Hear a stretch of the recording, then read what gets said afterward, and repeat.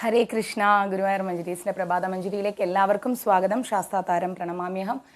നമുക്ക് ഇന്ന് നമ്മൾ എന്താ കേൾക്കാൻ പോകുന്നത്? വളരെ വ്യത്യസ്തമായിട്ടുള്ളൊരു കഥയാണ്. എല്ലാവർക്കും അറിയാം, ഗുരുവായൂർ മഞ്ജരീസിലൂടെ ദിവസവും രാവിലെ നമ്മൾ 10 മണിക്ക് പ്രഭാത മഞ്ജരിയുടെ ഭഗവത്ഗീതയാണ് കേൾക്കുന്നത്. ഇനിയുള്ള ശനിയാഴ്ചകളിൽ നമ്മൾക്ക് അയ്യപ്പനെ കുറിച്ച് കേൾക്കാം, അല്ലേ? ആരാണ് ഈ മണ്ഡലകാലത്ത് അല്ലെങ്കിൽ ജീവിതകാലം മുഴുവൻ ആ തിരുസന്നിധിയിൽ ഒന്ന് എത്താൻ ഇഷ്ടപ്പെടാത്തത്, ആഗ്രഹിക്കാത്തത്, അല്ലേ? എല്ലാവരും ആഗ്രഹിക്കും. പക്ഷേ ഒരുപാട് റെസ്ട്രിക്ഷൻസ് ഉള്ള ഒരു സ്ഥലമാണ് അയ്യപ്പസ്വാമിയുടെ മണ്ണ് എന്ന് പറയുന്നത്. അവിടെ അങ്ങനെ ഇങ്ങനെ ഒന്നും എത്താൻ പറ്റില്ല. എല്ലാ തരത്തിലുള്ള ആഗ്രഹങ്ങളിൽ നിന്നും കാമങ്ങളിൽ നിന്നും എല്ലാ തരത്തിലുള്ള എന്താ പറയുക, എല്ലാ ജീവിതമായിരിക്കുന്ന ലൗകികമായിരിക്കുന്ന ജീവിതത്തിൽ നിന്നും പിന്മാറി മനസ്സുകൊണ്ടും ശരീരം കൊണ്ടും പൂർണ്ണമായി ഉപവാസങ്ങളെല്ലാം അനുഷ്ഠിച്ച് എല്ലാ വ്രതനിഷ്ഠയോടും കൂടി മാത്രമേ ആ ഒരു മണ്ഡലകാലത്ത് നമുക്ക് അവിടെ എത്താൻ സാധിക്കുകയുള്ളൂ. വളരെ ഈസി അല്ല. പക്ഷേ ഇന്നത്തെ ആധുനിക കാലഘട്ടത്തിൽ എല്ലാവരും തന്നെ മാക്സിമം 10 ദിവസം അല്ലെങ്കിൽ 15 ദിവസം അല്ലെങ്കിൽ 5 ദിവസം 3 ദിവസം ഒക്കെ ഇങ്ങനെ പോകുന്ന ഒരു സാഹചര്യമാണ് കണ്ടുവരുന്നത്. ഞാൻ പറയുന്നു, അത് തീർത്തും തെറ്റാണ്.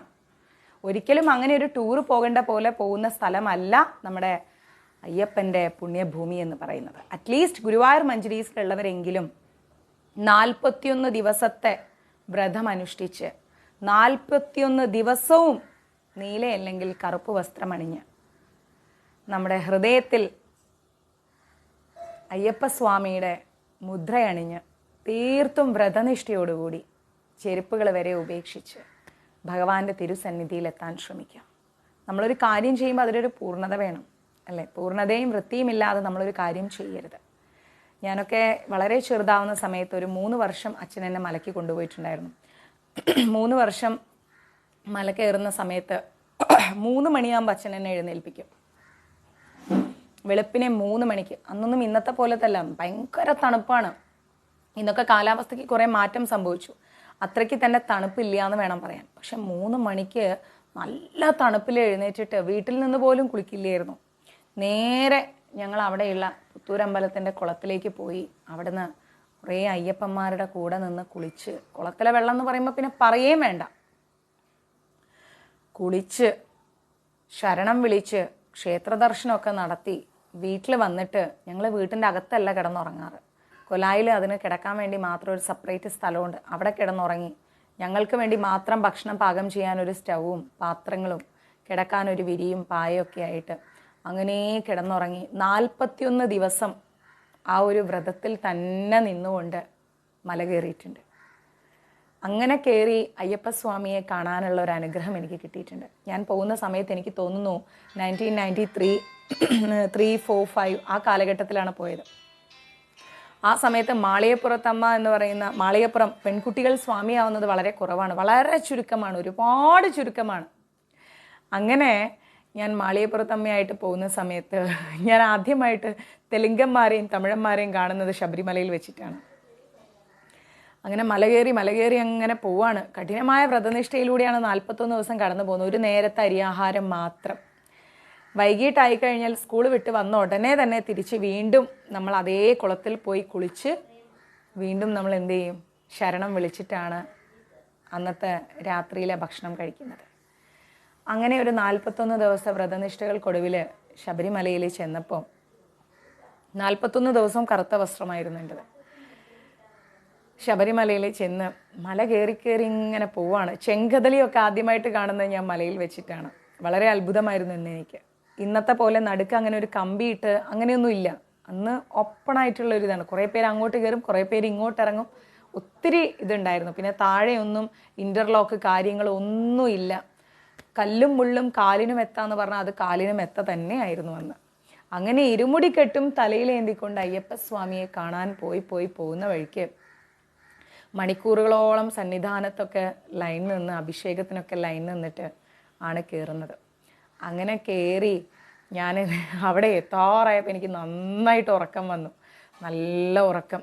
അങ്ങനെ എന്ത് ചെയ്തു, പെട്ടെന്ന് ഏതോ ഒരു തടിച്ചിട്ടുള്ളൊരു തെലുങ്കോ തമിഴോ ആരോ എടുത്തിട്ട് ഓടി വന്ന് എന്നെ എടുത്ത് അദ്ദേഹത്തിൻ്റെ തോളിലേക്ക് അങ്ങ് കയറ്റി വെച്ച് നല്ല പാത്തുക്കോങ്ക സ്വാമിയെ നല്ല പാരുങ്ക എന്നും പറഞ്ഞുകൊണ്ട് ഞാൻ ഇന്നും ആ വേട് ഞാൻ മറക്കേയില്ല. മാളിയപ്പുറത്തമ്മ നിങ്ങൾ നല്ല പാരുങ്ക സ്വാമിയെ എന്നും പറഞ്ഞ് അദ്ദേഹം ആരാണെന്ന് പോലും എനിക്കറിയില്ല ഷോൾഡറിൽ എടുത്ത് വെച്ച്. കാരണം അച്ഛൻ്റെ കയ്യിൽ എൻ്റെ ഏട്ടനും ഉണ്ടേ. അങ്ങനെ എൻ്റെ കസിൻ ബ്രദേഴ്സും ഞങ്ങളെല്ലാവരും ഒരുമിച്ചാണ് പോവാം. അങ്ങനെ എന്നെ എടുത്ത് ഷോൾഡറിൽ വെച്ച് ശരിക്ക് സ്വാമിയെ അന്ന് തൊഴാൻ പറ്റി. അത് കഴിഞ്ഞപ്പം ഒരു പോലീസുകാരൻ അടുത്ത വർഷമായപ്പം ഒരു പോലീസുകാരൻ എന്നെ എടുത്ത് ഇവിടുത്തെ ഷോൾഡറിൽ വെച്ചിട്ട് കയറ്റി. അങ്ങനെയൊക്കെ ആരാണെന്ന് പോലും നമുക്കറിയില്ല അവരൊന്നും. എനിക്കിന്ന് അവരുടെ മുഖം കണ്ടാൽ പോലും തിരിച്ചറിയാൻ കഴിയില്ല, അവരുണ്ടോ എന്ന് പോലും അറിയില്ല. അപ്പം അങ്ങനെ അയ്യപ്പ സ്വാമിയെ കാണാനുള്ള ഒരു അനുഗ്രഹം എനിക്ക് ഒരുപാട് കിട്ടിയിട്ടുണ്ട്. എല്ലാ ക്ലാസ്സിലും പറയുന്നത് പോലെ സംസാരശേഷി ഇല്ല എന്ന് കോഴിക്കോട് മെഡിക്കൽ കോളേജിൽ നിന്ന് ഡോക്ടർ വിധി എഴുതിയപ്പം എൻ്റെ അച്ഛൻ മലയ്ക്ക് പോകുമായിരുന്നു. അങ്ങനെ നടന്ന് എൻ്റെ അച്ഛൻ കോഴിക്കോട് നിന്ന് ഗുരുവായൂർ വരേക്കും നടന്നു. ശബരിമലയ്ക്ക് പോകുന്ന വഴിക്ക് ഗുരുവായൂർ വന്ന് അച്ഛൻ പ്രാർത്ഥിച്ച് ഭഗവാന് പാൽപ്പായസമൊക്കെ കഴിപ്പിച്ച് എൻ്റെ മോൾക്ക് സംസാരം തിരിച്ചു കിട്ടണം, സംസാരിക്കണം ഗുരുവായൂരപ്പ എൻ്റെ മോള് എന്ന ആ തിരുനടയിൽ ഗുരുവായൂരപ്പനോട് അപേക്ഷിച്ചിട്ട് എൻ്റെ അച്ഛൻ തിരിച്ച് ഗുരുവായൂരിന്ന് അയ്യപ്പസ്വാമിയുടെ ശബരിമല വരെ നടന്നു പോയിട്ട് അവിടെ 108 നാളികേരം ഉടച്ച് അടുത്ത വർഷം ആകുമ്പോഴേക്കും ഞാൻ ശരണം വിളിച്ച് അയ്യപ്പസ്വാമിയുടെ തിരുനടയിൽ എത്തിയിട്ടുണ്ടായിരുന്നു. ഹരേ കൃഷ്ണ. ഇന്നും അത് ഓർക്കുമ്പോൾ എൻ്റെ മനസ്സും കണ്ണും നിറയും. ഞാനിങ്ങനെ കാതോർത്ത് മനസ്സിങ്ങനെ ഓരോ പിറന്നാളുകൾ വരുമ്പോഴും എനിക്ക് സന്തോഷമാണ്. ഭഗവാനെ, എനിക്ക് ഒരു ബർത്ത്ഡേയും കൂടെ കഴിഞ്ഞു, എനിക്ക് ഇനിയും അയ്യപ്പസ്വാമിയുടെ അടുത്തേക്ക് വരാനുള്ള സമയം അടുത്തുകൊണ്ടിരിക്കുന്നു. എന്നാണോ എനിക്ക് അതിന് സമയം എത്തുന്നത് അന്ന് തൊട്ട് മരണം വരെ എല്ലാ മണ്ഡലകാലത്തും ഞാൻ അങ്ങേ വന്ന് കണ്ടോളാം എന്നുള്ള ആ ഒരു കൊതിയുമായിട്ടാണ് ഇപ്പോഴും ജീവിച്ച് മുന്നോട്ട് പോകുന്നത്. ഇതിനിടയ്ക്ക് കഴിഞ്ഞ വർഷം ഞാനൊന്ന് പമ്പ വരെ പോയി അയ്യപ്പസ്വാമിയുടെ അവിടെ ചെന്നു, പമ്പയെ ഒന്ന് നമസ്കരിച്ചു. ഞാനത് വീഡിയോ ചെയ്തിട്ടുണ്ടായിരുന്നു. അത് കഴിഞ്ഞ് അവിടുത്തെ പമ്പാ ഗണപതിയെ ചെന്ന് കണ്ടു. അവിടെ മുഴുവൻ അടിച്ചു വാരി വൃത്തിയാക്കി മലയിലേക്ക് നോക്കി പ്രാർത്ഥിച്ചു, അയ്യപ്പ എന്നാണ് എനിക്ക് അങ്ങയുടെ തിരുസന്നിധിയിൽ എത്താൻ സാധിക്കുന്നത്, അനുഗ്രഹിച്ചാലും അയ്യപ്പ എന്ന് പ്രാർത്ഥിച്ച് പോയി. എനിക്ക് എത്താൻ പറ്റാത്തതിൻ്റെ ഒരു വിഷമം ഞാൻ എൻ്റെ മകനിലൂടെ തീർത്തുകൊണ്ടിരിക്കുകയാണ്. കഴിഞ്ഞ വർഷം അവൻ പോയി, ഈ വർഷവും മാലയിട്ട് പോകുന്നുണ്ട്. ഞാൻ പറഞ്ഞു, മമ്മിക്ക് പോകുന്ന സമയമാകുമ്പോഴേക്കും എങ്ങനെ അച്ഛൻ മമ്മിയുടെ കൈപിടിച്ച് കൊണ്ടുപോയി അതുപോലെ നീ എൻ്റെ കൈപിടിച്ച് കൊണ്ടുപോകണം, എനിക്കത് മാത്രമേ ആഗ്രഹമുള്ളൂ, മറ്റൊന്നും എനിക്ക് നിന്നിൽ നിന്ന് വേണ്ട. ഇനി നിനക്ക് പറ്റില്ല എന്നാണെങ്കിൽ ഞാൻ ഏതെങ്കിലും അയ്യപ്പന്മാരുടെ കൂടെ പൊക്കോളാം എന്ന് പറഞ്ഞുകൊണ്ട് അയ്യപ്പസ്വാമിയെ കാണാനുള്ള ആഗ്രഹവുമായിട്ടാണ് നമ്മളെല്ലാവരും ഓരോ നിമിഷവും കടന്നു പോകുന്നത്. പക്ഷേ മനസ്സിന് വളരെ വേദന നൽകുന്ന രീതിയിലാണ് ഇന്നത്തെ കാലത്ത് അയ്യപ്പന്മാരുടെ സംസാര രീതികളും പ്രവർത്തനങ്ങളും ഒക്കെ. എല്ലാ തരത്തിലും അവർക്ക് യാതൊരു വിധത്തിലുള്ള അനുഷ്ഠാനങ്ങളുമില്ല, ഒന്നുമില്ല. രാവിലെ എഴുന്നേൽക്കുന്ന സമയം വളരെ തെറ്റായിട്ടുള്ളൊരു സമയം. ശരിക്കും ബ്രഹ്മമുഹൂർത്തത്തിൽ തന്നെ അയ്യപ്പന്മാർ എഴുന്നേൽക്കണം എന്നുള്ളത് വളരെ ഇമ്പോർട്ടൻ്റ് ആണ്. ഇനി അതും കഴിഞ്ഞ് ഒരു മോശം വാക്ക് പോലും പറയരുത്. ഒരിക്കലും നമ്മുടെ നാവ് പൊക്കി ഒരു മോശം വാക്ക് നമ്മൾ പറയാൻ പാടില്ല. മാലയിട്ട് കഴിഞ്ഞാൽ പൂർണ്ണമായിട്ട് നമ്മൾ അയ്യപ്പന് നമസ്കരിച്ച് അദ്ദേഹമായിരിക്കണം നമ്മുടെ മനസ്സും ശരീരവും മുഴുവൻ. ആ രീതിയിൽ ഒരു അയ്യപ്പന്മാരെയും ഇന്ന് കാണുക എന്ന് പറഞ്ഞാൽ വളരെ ചുരുക്കമാണ്, അല്ലേ? ഇന്നത്തെ അയ്യപ്പന്മാരെന്ന് പറഞ്ഞാൽ അവർ അയ്യപ്പനാണോ എന്ന് പോലും നമുക്ക് മനസ്സിലാക്കാൻ കഴിയില്ല.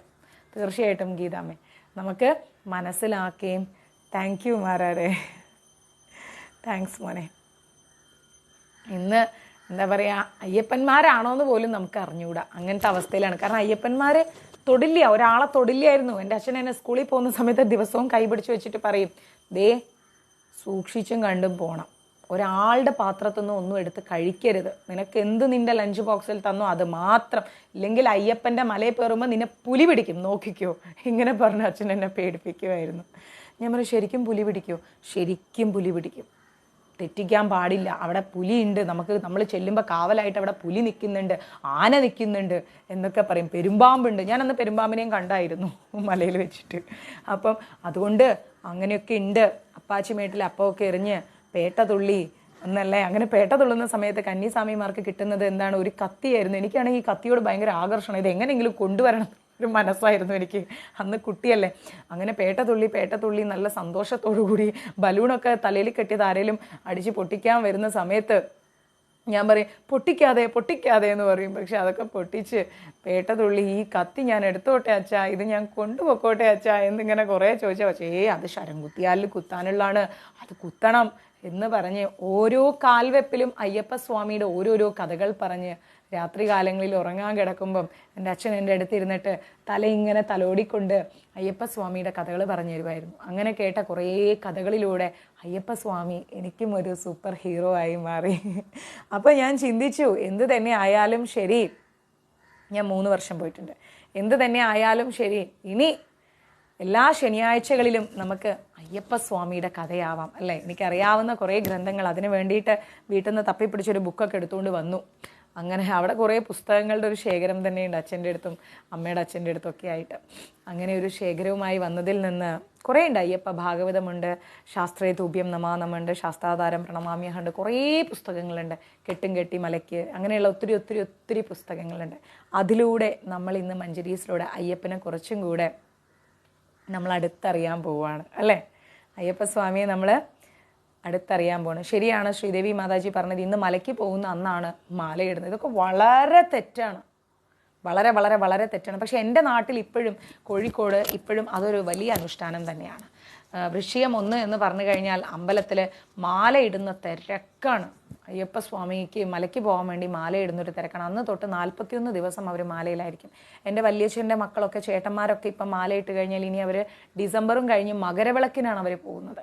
മകരവിളക്കിന് പോകുന്നു, അമ്മമ്മ എല്ലാവരും, അങ്ങനെ എല്ലാവരും മലയ്ക്ക് പോകുന്നവരാണ് വീട്ടിൽ. അച്ഛൻ മാത്രം ഈ വർഷം കഴിഞ്ഞ വർഷമൊന്നും പോയിട്ടില്ല. പിന്നെ അതിൻ്റെ മുമ്പത്തെ വർഷങ്ങളിൽ എൻ്റെ ബ്രദർ ഒത്തിരി വയ്യാതെ മരണത്തെ മുഖാമുഖം കണ്ട് ഡോക്ടേഴ്സ് മരിച്ചു എന്ന് വിധി എഴുതിയപ്പോഴും അച്ഛൻ ഒറ്റ കാര്യമേ പറഞ്ഞു, അയ്യപ്പ എൻ്റെ മകനെ ആ മല കയറ്റണേ എന്ന് പറഞ്ഞ് അവനിപ്പോൾ വർഷാവർഷം മലയ്ക്ക് പോകുന്നുണ്ട്. അങ്ങനെ ഒരുപാട് ഹസ്ബൻഡായാലും ഒക്കെ ഒരുപാട് ഒരുപാട് ഒരുപാട് സന്തോഷമാണ് അയ്യപ്പസ്വാമിയുടെ മണ്ഡലവ്രത കാലം വരുമ്പോൾ. പണ്ട് വളരെ ചെറുതാവുമ്പം നമ്മൾ നോൺ വെജ് ഒക്കെ കഴിക്കുന്ന സമയത്ത് 41 ദിവസം വന്നാൽ പിന്നെ വീട്ടിലൊന്നുമില്ല, നോണൊന്നുമില്ല, കംപ്ലീറ്റും കഴിഞ്ഞ്. അങ്ങനത്തെ ഒരു സംസാരമേ വീട്ടിലില്ല. സ്വാമിയേ ശരണമയ്യപ്പ, ഈ ഒരു നാമം മാത്രം. അങ്ങനെ നമ്മളും ഗുരുവായൂർ മഞ്ജരീസിലൂടെ ഒന്ന് ശബരിഗിരീശ്വര സൗഭാഗ്യദായക, നമ്മൾ അങ്ങനെ പോവുകയാണ് അയ്യപ്പൻ്റെ അടുത്തേക്ക്. എന്ത് പറയുന്നു? സന്തോഷമായോ എല്ലാവർക്കും? ഇന്നത്തെ വളരെ മനോഹരമായിരിക്കുന്ന ഒരു പ്രഭാതമാണോ ഞാൻ നിങ്ങൾക്ക് തരുന്നത്? എനിക്ക് അറിഞ്ഞൂടെ എത്രത്തോളം നിങ്ങളെ എനിക്ക് സാറ്റിസ്ഫൈ ചെയ്യാൻ സാധിക്കുമെന്ന്. എന്നാൽ കഴിയുന്നിടത്തോളം നിങ്ങളെ ഭക്തിയിൽ ആറാടിക്കാൻ ഞാൻ ശ്രമിക്കാം. ഹരേ കൃഷ്ണ. അതെ, ആദ്യമായിട്ട് പോകുന്ന സമയത്ത് നമ്മൾ ദീക്ഷ എടുക്കും. ദീക്ഷയല്ല, ഭിക്ഷ കൊടുക്കുന്ന പറയാം. ഭിക്ഷ കൊടുത്തിട്ടാണ് നമ്മൾ പോവുക അല്ലേ. കുറച്ചധികം അയ്യപ്പന്മാർക്ക് പുഴുക്കും കഞ്ഞിയില്ല, പുഴുക്ക് പുട്ടൊക്കെ കൊടുത്ത് ഭിക്ഷയൊക്കെ കൊടുത്തിട്ടാണ് നമ്മൾ പോകുന്നത്. അങ്ങനെയൊക്കെ ഒരുപാട് ചടങ്ങുകൾ, അന്യം നിന്ന് പോയ ചടങ്ങുകൾ നമ്മുടെ മലയാളികളുടെ സംസ്കാരത്തിൽ നിന്ന് എന്താ പറയുക, തുടച്ചു മാറ്റപ്പെട്ട കുറേ കാര്യങ്ങളുണ്ട്. അതെല്ലാം ഗുരുവായൂർ മഞ്ജരീസിലൂടെ നമുക്ക് തിരിച്ചു കൊണ്ടുവരണം. സ്വാമിയേ ശരണമയ്യപ്പ. എന്തായാലും ഗുരുവായൂരപ്പൻ്റെ കാരുണ്യം കൊണ്ട് നമുക്ക് സ്വാമിയെ ഒന്ന് അടുത്തറിഞ്ഞാലോ? എന്ത് പറയുന്നു? ഇന്ന് നമ്മുടെ കൃഷ്ണമോളുടെ ഡയറിയുടെ തന്നെ നമ്മുടെ രാവിലത്തെ ഹാരം അണിഞ്ഞിരിക്കുന്നത് കൃഷ്ണമോൾക്ക് വേണ്ടിയിട്ടാണ്. ഓക്കെ, ഭഗവാന്റെ ഹാരം നമുക്ക് കൃഷ്ണ പുണർദം കൊട്ടാരക്കര. ആ കുട്ടി ഐ ഡോക്ടർ ആവാൻ വേണ്ടിയിട്ട് പഠിക്കുകയാണ്, എക്സാം എഴുതുകയാണ്. അപ്പോൾ അതൊക്കെ നല്ല എന്താ പറയുക, പോസിറ്റീവായിട്ട് തന്നെ വരുന്നുണ്ട്. കുറച്ച് ദിവസങ്ങൾക്ക് മുൻപേ തന്ന മാലയാണ് കൃഷ്ണപ്രിയയുടേത്. കിച്ചൂട്ടൻ ഇല്ലാത്തത് കാരണം അണിഞ്ഞില്ല എന്നേ ഉള്ളൂ.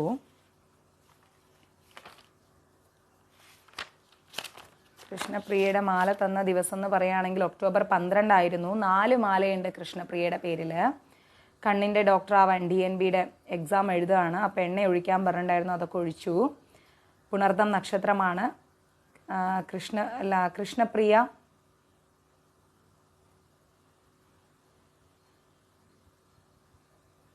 ഇത് കൊടുങ്ങല്ലൂരുള്ള കൃഷ്ണപ്രിയാണ് കേട്ടോ. ക്ഷമിക്കണം, ഞാൻ വായിച്ച് തെറ്റിപ്പോയി. കൃഷ്ണപ്രിയ കൊടുങ്ങല്ലൂർ, അവരുടെ പേരിലാണ് ഇന്ന് ഹാരം അണിഞ്ഞിരിക്കുന്നത്. കൃഷ്ണയുടെ പേരിൽ നാളെ മുതലാണ്, നാളെയല്ല മറ്റന്നാൾ മുതൽ, ഒക്ടോബർ 16 തന്നിരിക്കുന്നത്. അപ്പോൾ ഇന്ന് നമ്മൾ അണിഞ്ഞിരിക്കുന്നത് കൃഷ്ണപ്രിയ കൊടുങ്ങല്ലൂർ. ഓക്കെ, കൃഷ്ണപ്രിയയുടെ പേരിലാണ് ഇന്ന് ഹാരം അണിഞ്ഞിരിക്കുന്നത്. കൊടുങ്ങല്ലൂർ നിവാസിയാണ് കൃഷ്ണപ്രിയക്ക്. എല്ലാ അനുഗ്രഹങ്ങളും കിച്ചൂട്ടൻ്റെത് ലഭിക്കട്ടെ. കിച്ചൂട്ടൻ്റെ കഴുത്തിലിടുന്ന ഹാരം വാടുന്നില്ല എന്നുള്ളതാണ് മറ്റൊരു വാസ്തവം. ഇപ്പോൾ രാവിലെ ഇട്ട ഹാരം അതൊന്ന് എടുത്തേ അമ്മേ. ആ ഹാരം ഇതുവരെ ഇന്നലെ ഇട്ട ഹാരം ഇതുവരെ വാടിയിട്ടില്ല. അത് 2 ദിവസം വെച്ചാലും അത് വാടില്ല. ഞങ്ങളിങ്ങനെ വീട്ടിൻ്റെ മുമ്പിൽ തൂക്കിയിടും. പലരും വന്ന് ഇവിടുന്ന് കൊണ്ടുപോകും കിച്ചൂട്ടൻ്റെ ഹാരം. കണ്ടോ, ഫ്രഷായിരിക്കുന്നു. പലരും വന്നിങ്ങനെ ഹാരമുണ്ടോ, ഭഗവാൻ ഇട്ട ഹാരമുണ്ടോ എന്ന് ചോദിച്ചുകൊണ്ട് ഇവിടുന്ന് കൊണ്ടുപോകും. അപ്പോൾ അത് കാരണം ഞങ്ങളിങ്ങനെ കവറിലിട്ട് വെച്ചിരിക്കുകയാണ് ഹാരം. വാടുകയില്ല. അവർ കൊണ്ടുപോയി 2-3 ദിവസം വീട്ടിൻ്റെ ഫ്രണ്ടിൽ തൂക്കി വെക്കും. അതിനുശേഷമാണ് ചെടിയുടെ ചുവട്ടിലെവിടെയെങ്കിലും വെക്കുന്നത്. അപ്പോൾ കൃഷ്ണപ്രിയയ്ക്ക് എല്ലാ അനുഗ്രഹങ്ങളും ഉണ്ടാവട്ടെ. അനി സദാനന്ദൻ മാതാജി ചൊവ്വാഴ്ച മലയ്ക്ക് പോകുന്നു. ഹരേ കൃഷ്ണ. ഗുരുവായൂരപ്പൻ്റെ കാരുണ്യം. Guruvayur Manjaris contact number 9342494941. കഴിയുന്നതും മെസ്സേജുകളിലൂടെ മാത്രം മഞ്ജരീസിലേക്ക് കോൺടാക്ട് ചെയ്യാൻ ശ്രമിക്കുക. കാരണം എനിക്ക് മെസ്സേജ് നോക്കാൻ സമയം കിട്ടുന്നില്ല. കോൾസ് ബാക്ക് ടു ബാക്ക് വന്നിട്ട് ഗുരുവായൂർ മഞ്ജരീസിലൂടെ നിങ്ങൾക്ക് എന്ത് പറയാനുണ്ടെങ്കിലും മഞ്ജരീസിൻ്റെ വാട്സപ്പ് നമ്പറിൽ ഒരു മെസ്സേജ് ഇടുക. ദിവസവും ഉച്ചയ്ക്ക് 12 മുതൽ 2 മണി വരേക്കും നമുക്ക് ലഞ്ച് ടൈമാണ്. അതായത് നമ്മൾ അന്നദാനം ചെയ്യുന്നതാണ്. ശരിയമ്മേ, അന്നദാനം ചെയ്യുന്ന സമയമാണ്. കഴിയുന്നതും ആ സമയത്ത് ഗുരുവായൂർ മഞ്ജരീസ് നമ്പറിലേക്ക് കോൺടാക്റ്റ് ചെയ്യാതിരിക്കുക. ഉച്ചയ്ക്ക് 12 മുതൽ 2 വരെ ദിവസവും ഉച്ചയ്ക്ക് 51 പേരുടെ അന്നദാനവും വെള്ളവും മഞ്ജരീസിലൂടെ ഡിസ്ട്രിബ്യൂട്ട് ചെയ്യുന്നുണ്ട്. താല്പര്യമുള്ളവർക്ക് അന്നദാനം കൊടുക്കാം. തെരുവിൽ കിടക്കുന്ന ഒരാൾക്കെങ്കിലും ഭക്ഷണവും വെള്ളവും കൊടുക്കാൻ സാധിക്കുക എന്ന് പറയുന്നത് വളരെ ശ്രേയസ്സാണ്. അതുപോലെ ഈ ഒരു വൃശ്ചിക മണ്ഡലകാലങ്ങളിൽ നമുക്ക് ഈ ഒരു പുണ്യമാസങ്ങളിൽ തെരുവിൽ കിടക്കുന്ന അനാഥരായിരിക്കുന്നവർക്ക് ഭക്ഷണം കൊടുക്കാൻ സാധിച്ചാൽ, കുട്ടികൾക്കും അമ്മമാർക്കും പാവപ്പെട്ട വൃദ്ധജനങ്ങൾക്കും ഭക്ഷണം കൊടുക്കാൻ സാധിച്ചാൽ അത് വളരെ ഐശ്വര്യമാണ്. അതുകൊണ്ട് മാക്സിമം എല്ലാവരും അന്നദാനത്തിലേക്ക് സഹകരിക്കുക. നമുക്ക് ലൈവ് ഇട്ട് നിങ്ങൾക്ക് അന്നദാനം ഞാൻ കാണിച്ചു തരുന്നതായിരിക്കും. അന്നദാനത്തിൻ്റെ ഡീറ്റെയിൽസ് ഞാൻ എല്ലാ ദിവസവും പേജിലിടുന്നുണ്ട്. ആരുടെ പേരിലൊക്കെയാണ് അന്നദാനം, ആരുടെ പേരിലാണ് നമ്മുടെ വെള്ളം ഡിസ്ട്രിബ്യൂട്ട് ചെയ്യുന്നത്, ആരാണ് ട്രാൻസ്പോർട്ടേഷൻ ചാർജ് തരുന്നത് എന്ന്. കാരണം നമുക്ക് ഇപ്പോൾ താഴെയുള്ള ഒരു ചേച്ചിയെ വിളിച്ചിട്ടാണ് നമ്മൾ പോകുന്നത്. അപ്പോൾ അവർ നമ്മൾക്ക് വേണ്ടി ഇപ്പോൾ വർക്ക് ചെയ്യാണ്. സത്യം പറഞ്ഞാൽ അവരവരുടെ വണ്ടി എടുത്ത് അവർ നമ്മൾക്ക് വേണ്ടി രാവിലെ തൊട്ട് വൈകുന്നേരം വരെ പാത്രം കഴുകാൻ ഒരാളുണ്ട്, മറ്റേ പച്ചക്കറി അരിയാൻ ഒരാളുണ്ട്, കുക്ക് ചെയ്യാൻ ഒരാളുണ്ട്, അപ്പം ഇങ്ങനെ നാളികേരം ചിരകാൻ ഒരാളുണ്ട്, അങ്ങനെ ഇവരൊക്കെ പാക്കിങ്ങിന് വേറെ ആൾക്കാരുണ്ട്. അങ്ങനെ കുറേ പേര് ചേർന്നിട്ടാണ് ഈ ഒരു അന്നദാനത്തിൻ്റെ പ്രോസസ്സ് ഇവിടെ പോകുന്നത്. അപ്പം ഇതൊക്കെ നല്ല റിസ്ക് ഉള്ള കാര്യമാണ്. വെളുപ്പിനെ ഒരു 4 മണിയാകുമ്പോഴേക്കും അവർ ജോലി തുടങ്ങുന്നുണ്ടെങ്കിലേ നമുക്കൊരു 50-51 പേർക്കുള്ള അന്നദാനം റെഡി ആവത്തുള്ളൂ. അത് പാക്കിംഗ് ആണ് ഏറ്റവും കൂടുതൽ ടഫ്. അതൊക്കെ ചെയ്തിട്ട് നമ്മൾ ആ ഒരു മാതാജി നമ്മൾക്ക് വേണ്ടിയിട്ടാണ് ഡിസ്ട്രിബ്യൂഷന് വരുന്നത്. അതുകൊണ്ട് തന്നെ കൂടുതൽ സ്ത്രീകളെ ഉൾപ്പെടുത്തിക്കൊണ്ടാണ് ഇത് ചെയ്യുന്നത്. കാരണം അവരൊക്കെ കുടുംബിനികളാണ്. അപ്പോൾ അവർക്ക് ഒരു 10 രൂപ വരുമാനം കിട്ടാൻ വേണ്ടിയിട്ട്.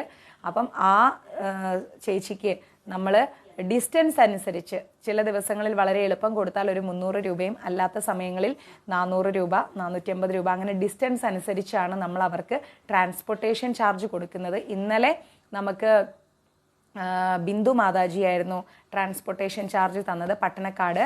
അപ്പം മാതാജി തന്ന 500 രൂപ ഞാൻ അവർക്ക് ട്രാൻസ്പോർട്ടേഷന് കൊടുത്തു. അപ്പം അവരുടെ 3 പെൺകുട്ടികളുണ്ട് അവർക്ക്. അപ്പം അത് കാരണം അവരുടെ കുടുംബവും ജീവിച്ചു പോകുമല്ലോ. പിന്നെ അവർ കുക്ക് ചെയ്യുന്നുണ്ട്. കുക്ക് ചെയ്യാൻ 2 പേര് നമുക്കുണ്ട്. കാരണം ഒരാൾ ചോറ് റെഡിയാക്കുമ്പോഴേ 51 പേരുടെ ചോറ് ഒരാൾ റെഡിയാക്കുമ്പോഴേക്കും മറ്റേ ആൾ കറിയുടെ കാര്യങ്ങൾ നോക്കുന്നു, തോരൻ്റെ കാര്യം നോക്കുന്നു. അങ്ങനെ കുറേ പ്രോസസ്സിലൂടെയാണ് നമ്മുടെ അന്നദാനം കടന്നു പോകുന്നത്. അതുകൊണ്ട് തന്നെ മാക്സിമം എല്ലാവരും ഈ വൃശ്ചിക മണ്ഡലകാലത്ത് അന്നദാനത്തിന് വേണ്ടി സഹകരിക്കുക. നിങ്ങൾക്ക് എന്ത് സംശയം ഉണ്ടെങ്കിലും ഗുരുവായൂർ മഞ്ജരീസിലേക്ക് മെസ്സേജ് ഇടുക. തീർച്ചയായിട്ടും ജ്യോതി മാതാജി അത് അവർക്കൊരു ഹെൽപ്പ് തന്നെയാണ്. കാരണം പാത്രം കഴുകുന്ന അമ്മയ്ക്കൊരു സാലറി കിട്ടുന്നു, പച്ചക്കറി അരിയുന്നവർക്കൊരു തുക കിട്ടുന്നു, അതുപോലെ തന്നെ കുക്ക് ചെയ്യുന്ന 2 പേർക്ക് തുക കിട്ടുന്നു, പാക്കിങ്ങിന് വരുന്നവർക്കൊരു തുക കിട്ടുന്നു. അങ്ങനെ 4-5 കുടുംബങ്ങൾ അന്നദാനത്തിലൂടെ നമ്മുടെ ഇവിടെ കഴിഞ്ഞു പോകുന്നുണ്ട്. നമ്മുടെ മഞ്ജരീസിലൂടെ ആ ഒരു അനുഗ്രഹം ഗുരുവായൂരപ്പൻ്റെ കാരുണ്യം കൊണ്ട് നമുക്ക് ചെയ്യാൻ സാധിച്ച് ഒരു കുടുംബത്തെയെങ്കിലും നമുക്ക് സംരക്ഷിക്കാൻ സാധിച്ചാൽ അതിനേക്കാൾ ശ്രേയസ്സായിട്ട് മറ്റൊന്നും തന്നെ ഇല്ല എന്നാണ് ഞാൻ വിശ്വസിക്കുന്നത്. അപ്പം അതുകൊണ്ട് അന്നത്തെ ദിവസം ഇന്നും അന്നദാനം ഉണ്ട് മാതാജി. അന്നത്തെ ദിവസം അന്നദാനം കൊടുക്കുന്നവർ ആരാണെന്നുള്ളത് പേര് കൊടുക്കും. ഇപ്പം കംപ്ലീറ്റ് സ്ത്രീകളായതുകൊണ്ട് തന്നെയാണ് ഞാനത് അന്നദാനം 51 മാറ്റിയിട്ടുണ്ട്. അപ്പോൾ ദിവസവും 51 പേരുടെ അന്നദാനവും വെള്ളവുമാണ് നമ്മളിപ്പോൾ കൊടുത്തുകൊണ്ടിരിക്കുന്നത്. ദിവസവും ആരുടെയൊക്കെ പേരിലാണ് അന്നദാനം പോകുന്നത് എന്ന് നിങ്ങൾക്ക് ഫേസ്ബുക്ക് പേജിൽ നോക്കിയാൽ കാണാം. ഇന്നത്തെ അന്നദാനം ആരുടെയാണെന്നുള്ളത് ക്ലാസ് കഴിഞ്ഞ ഉടനെ തന്നെ പേജിൽ പോസ്റ്റ് ചെയ്യുന്നതായിരിക്കും. ഒപ്പം വെള്ളം, പിന്നെ ട്രാൻസ്പോർട്ടേഷൻ അത് പോസ്റ്റ് ചെയ്യുന്നതായിരിക്കും. പിന്നെ ഒരു കാര്യം, ദയവായി അന്നദാനം തരുന്നവർ നിങ്ങളുടെ പേര്, നക്ഷത്രം, സ്ഥലം ഇത് നിർബന്ധമായിട്ടും എനിക്ക് എഴുതി തരണം, നിങ്ങൾ അയക്കുന്ന എമൗണ്ടിൻ്റെ സ്ക്രീൻഷോട്ട്. കാരണം എന്ന് വെച്ച് കഴിഞ്ഞാൽ ഒരേ പേരിൽ കുറേ പേരുണ്ടാവും അല്ലേ. ഇപ്പോൾ ശോഭ എന്നൊരു പേരെടുത്തു കഴിഞ്ഞാൽ 10 ശോഭമാരുണ്ടാവും. അപ്പോൾ ആരുടെയാണ് ഇത് എന്ന് നിങ്ങൾക്കൊരു കൺഫ്യൂഷൻ വരാൻ പാടില്ല. അതുകൊണ്ടാണ് നിങ്ങളുടെ സ്ഥലവും നാളും പ്രത്യേകം രേഖപ്പെടുത്താൻ പറയുന്നത്. ഓക്കെ. ഹരേ കൃഷ്ണ. സർവം കൃഷ്ണാർപ്പണമസ്തു. ശബരിഗിരീശ്വര സൗഭാഗ്യദായക. നമുക്ക് ഗുരുവായൂരപ്പൻ്റെ കാരുണ്യം കൊണ്ട് ഇപ്പോൾ മണ്ഡലകാലത്തെക്കുറിച്ചൊന്നറിയാം, സ്വാമിയെക്കുറിച്ചൊന്നറിയാം. ശരണം വിളികളും ഒരുപാട് ശബരിഗിരീശൻ്റെ കീർത്തനങ്ങളും ആഴിപൂജയും ഒക്കെ നിറഞ്ഞൊരു സമയമാണ് എന്തെന്ന് പറയുന്നത്, മണ്ഡലകാലം എന്ന് പറയുന്നത് അല്ലേ. നിറയെ മലകളാണ്, മലകളാൽ നിബിഡമായിരിക്കുന്ന ഒരു സ്ഥലത്താണ് സ്വാമി ഇരിക്കുന്നതെന്നും എല്ലാവർക്കും അറിയാം. ആ മലകളിലെല്ലാം നമ്മൾ രാവിലെ നോക്കുമ്പോഴും വൈകിട്ട് നോക്കുമ്പോഴും ഒക്കെ നല്ല മഞ്ഞ് മൂടിക്കിടക്കുകയാണ്. കുളിര് നിറഞ്ഞിരിക്കുകയാണ് നമ്മുടെ ഭൂമി മുഴുവൻ ഈ ഒരു കാലഘട്ടത്തിൽ. താരകങ്ങളിങ്ങനെ കൺചിമ്മിക്കൊണ്ടിരിക്കുകയാണ്, നക്ഷത്രങ്ങൾ. നഭോമണ്ഡലവും എല്ലാവരും ഒരുമിച്ച് സ്വാമീ ശരണമയ്യപ്പ എന്ന് ഹൃദയത്തിലൂടെ ഇങ്ങനെ നമ്മുടെ മൂലാധാരത്തിലൂടെ ഇങ്ങനെ ആ ശ്വാസം കയറി വന്ന് നമ്മൾ ഹൃദയം കൊണ്ട് വിളിക്കുവാണ്, സ്വാമീ ശരണമയ്യപ്പ, ഹരിഹരസുതനയ്യപ്പ സ്വാമീ ശരണമയ്യപ്പ എന്നുള്ള ആ ഒരു വിളി. അത് നമുക്ക് കാതിന് മാത്രമല്ല നമ്മുടെ ശരീരത്തിനും ആത്മാവിനും നമ്മുടെ മൊത്തത്തിൽ നമ്മുടെ ആ ഒരു ജന്മത്തെ തന്നെ തൊട്ടറിഞ്ഞുകൊണ്ടാണ് നമ്മൾ സ്വാമിയെ വിളിക്കുന്നത്. ആ ഒരു ജപമന്ത്രം മനസ്സിലും ശരീരത്തിലുമൊക്കെ നിറയുന്ന സമയത്തെയാണ് നമ്മൾ മണ്ഡലകാലം എന്ന് വിളിക്കുന്നത്. ആണോ അല്ലേ? മണ്ഡലകാലം എന്ന് വിളിക്കുന്നത്. ഓരോ ദേശങ്ങളിലും ഓരോ വഴികളിലും ശബരീശ്വര ശരണവീതികൾ ഇങ്ങനെ പോയിക്കൊണ്ടിരിക്കുകയാണ്. ഓരോരോ സ്ഥലങ്ങളിലും ഇങ്ങനെ ശബരിഗിരീശൻ്റെ ആ ശരണം വിളികൾ ഇങ്ങനെ പോവാണ്. ആ ഒരു ദിവ്യാനുഭൂതി നമുക്ക് എത്ര പറഞ്ഞാലും നമുക്ക് മതിയാവില്ല. കുഞ്ഞു മണികണ്ഠന്മാർ അല്ലേ, കുട്ടികളിങ്ങനെ അയ്യപ്പസ്വാമി ആവുമ്പോൾ കുഞ്ഞു മണികണ്ഠന്മാർ മുതൽ നമ്മുടെ ഗുരുസ്വാമിമാർ വരേക്കും യാതൊരു ഭാവവ്യത്യാസവുമില്ലാതെ ശരണം വിളികൾ അങ്ങനെ വിളിച്ചുകൊണ്ടിരിക്കുകയാണ്. എവിടെയും ഏത് സ്ഥലത്ത് നോക്കിക്കഴിഞ്ഞാലും അയ്യപ്പ ചൈതന്യം അങ്ങ് നിറഞ്ഞു നിൽക്കുന്ന സമയത്ത് ഈശ്വര ചിന്ത അതെന്താണെന്ന് പോലും അറിയാത്തവർക്ക് പോലും അവരുടെ അകക്കണ്ണിൽ സ്വാമിയെ കാണാൻ സാധിക്കും. അത്ര മനോഹരമായൊരു കാലഘട്ടത്തിലൂടെയാണ് നമ്മളിപ്പോൾ വൃശ്ചികം 1 ഇന്നലെ മുതൽ കടന്നു പോകുന്നത്. ഈ ഒരു 41 ദിവസം അത് മണ്ഡലകാലമാണ്. ആ മണ്ഡലകാലത്തിൽ ഈശ്വരനെ അറിയാത്തവർ പോലും ഈശ്വരനെ അറിഞ്ഞു തുടങ്ങുന്നൊരു കാലമാണ്. ആ പുണ്യദർശനം, പരമവും പവിത്രവും സത്യവുമായ ദിവ്യദർശനം, ശബരിഗിരീശൻ്റെ ആ ഒരു ദിവ്യദർശനം, ശ്രവണം, കീർത്തനം, സ്മരണം, പാദസേവനം, അർച്ചനവന്ദനം, ദാസ്യം, സഖ്യം, ആത്മനിവേദനം, ഇതാണല്ലോ നമ്മൾ ഈശ്വരനെ അറിയാനുള്ള, ഭക്തി അറിയാനുള്ള ഒരുപാട് മാർഗങ്ങൾ അല്ലേ. ഈ വഴികളിലൂടെയല്ലേ നമ്മൾ ഭഗവാനെ അറിയുന്നത്. അതിൽ ആദ്യം പറയുന്നത് എന്താണ്? ശ്രവണമാണ്. ശ്രവണം എന്ന് പറഞ്ഞാൽ എന്താ? ഇതുപോലുള്ള സത്സംഗങ്ങൾ കേൾക്കുക എന്നുള്ളത്. കീർത്തനം എന്ന് പറഞ്ഞാലോ നമ്മൾ ഭഗവാന് നാമങ്ങൾ അർപ്പിക്കുന്നത്. സ്മരണം എന്ന് പറഞ്ഞാൽ അദ്ദേഹത്തെ ചിന്തിക്കുന്നത്.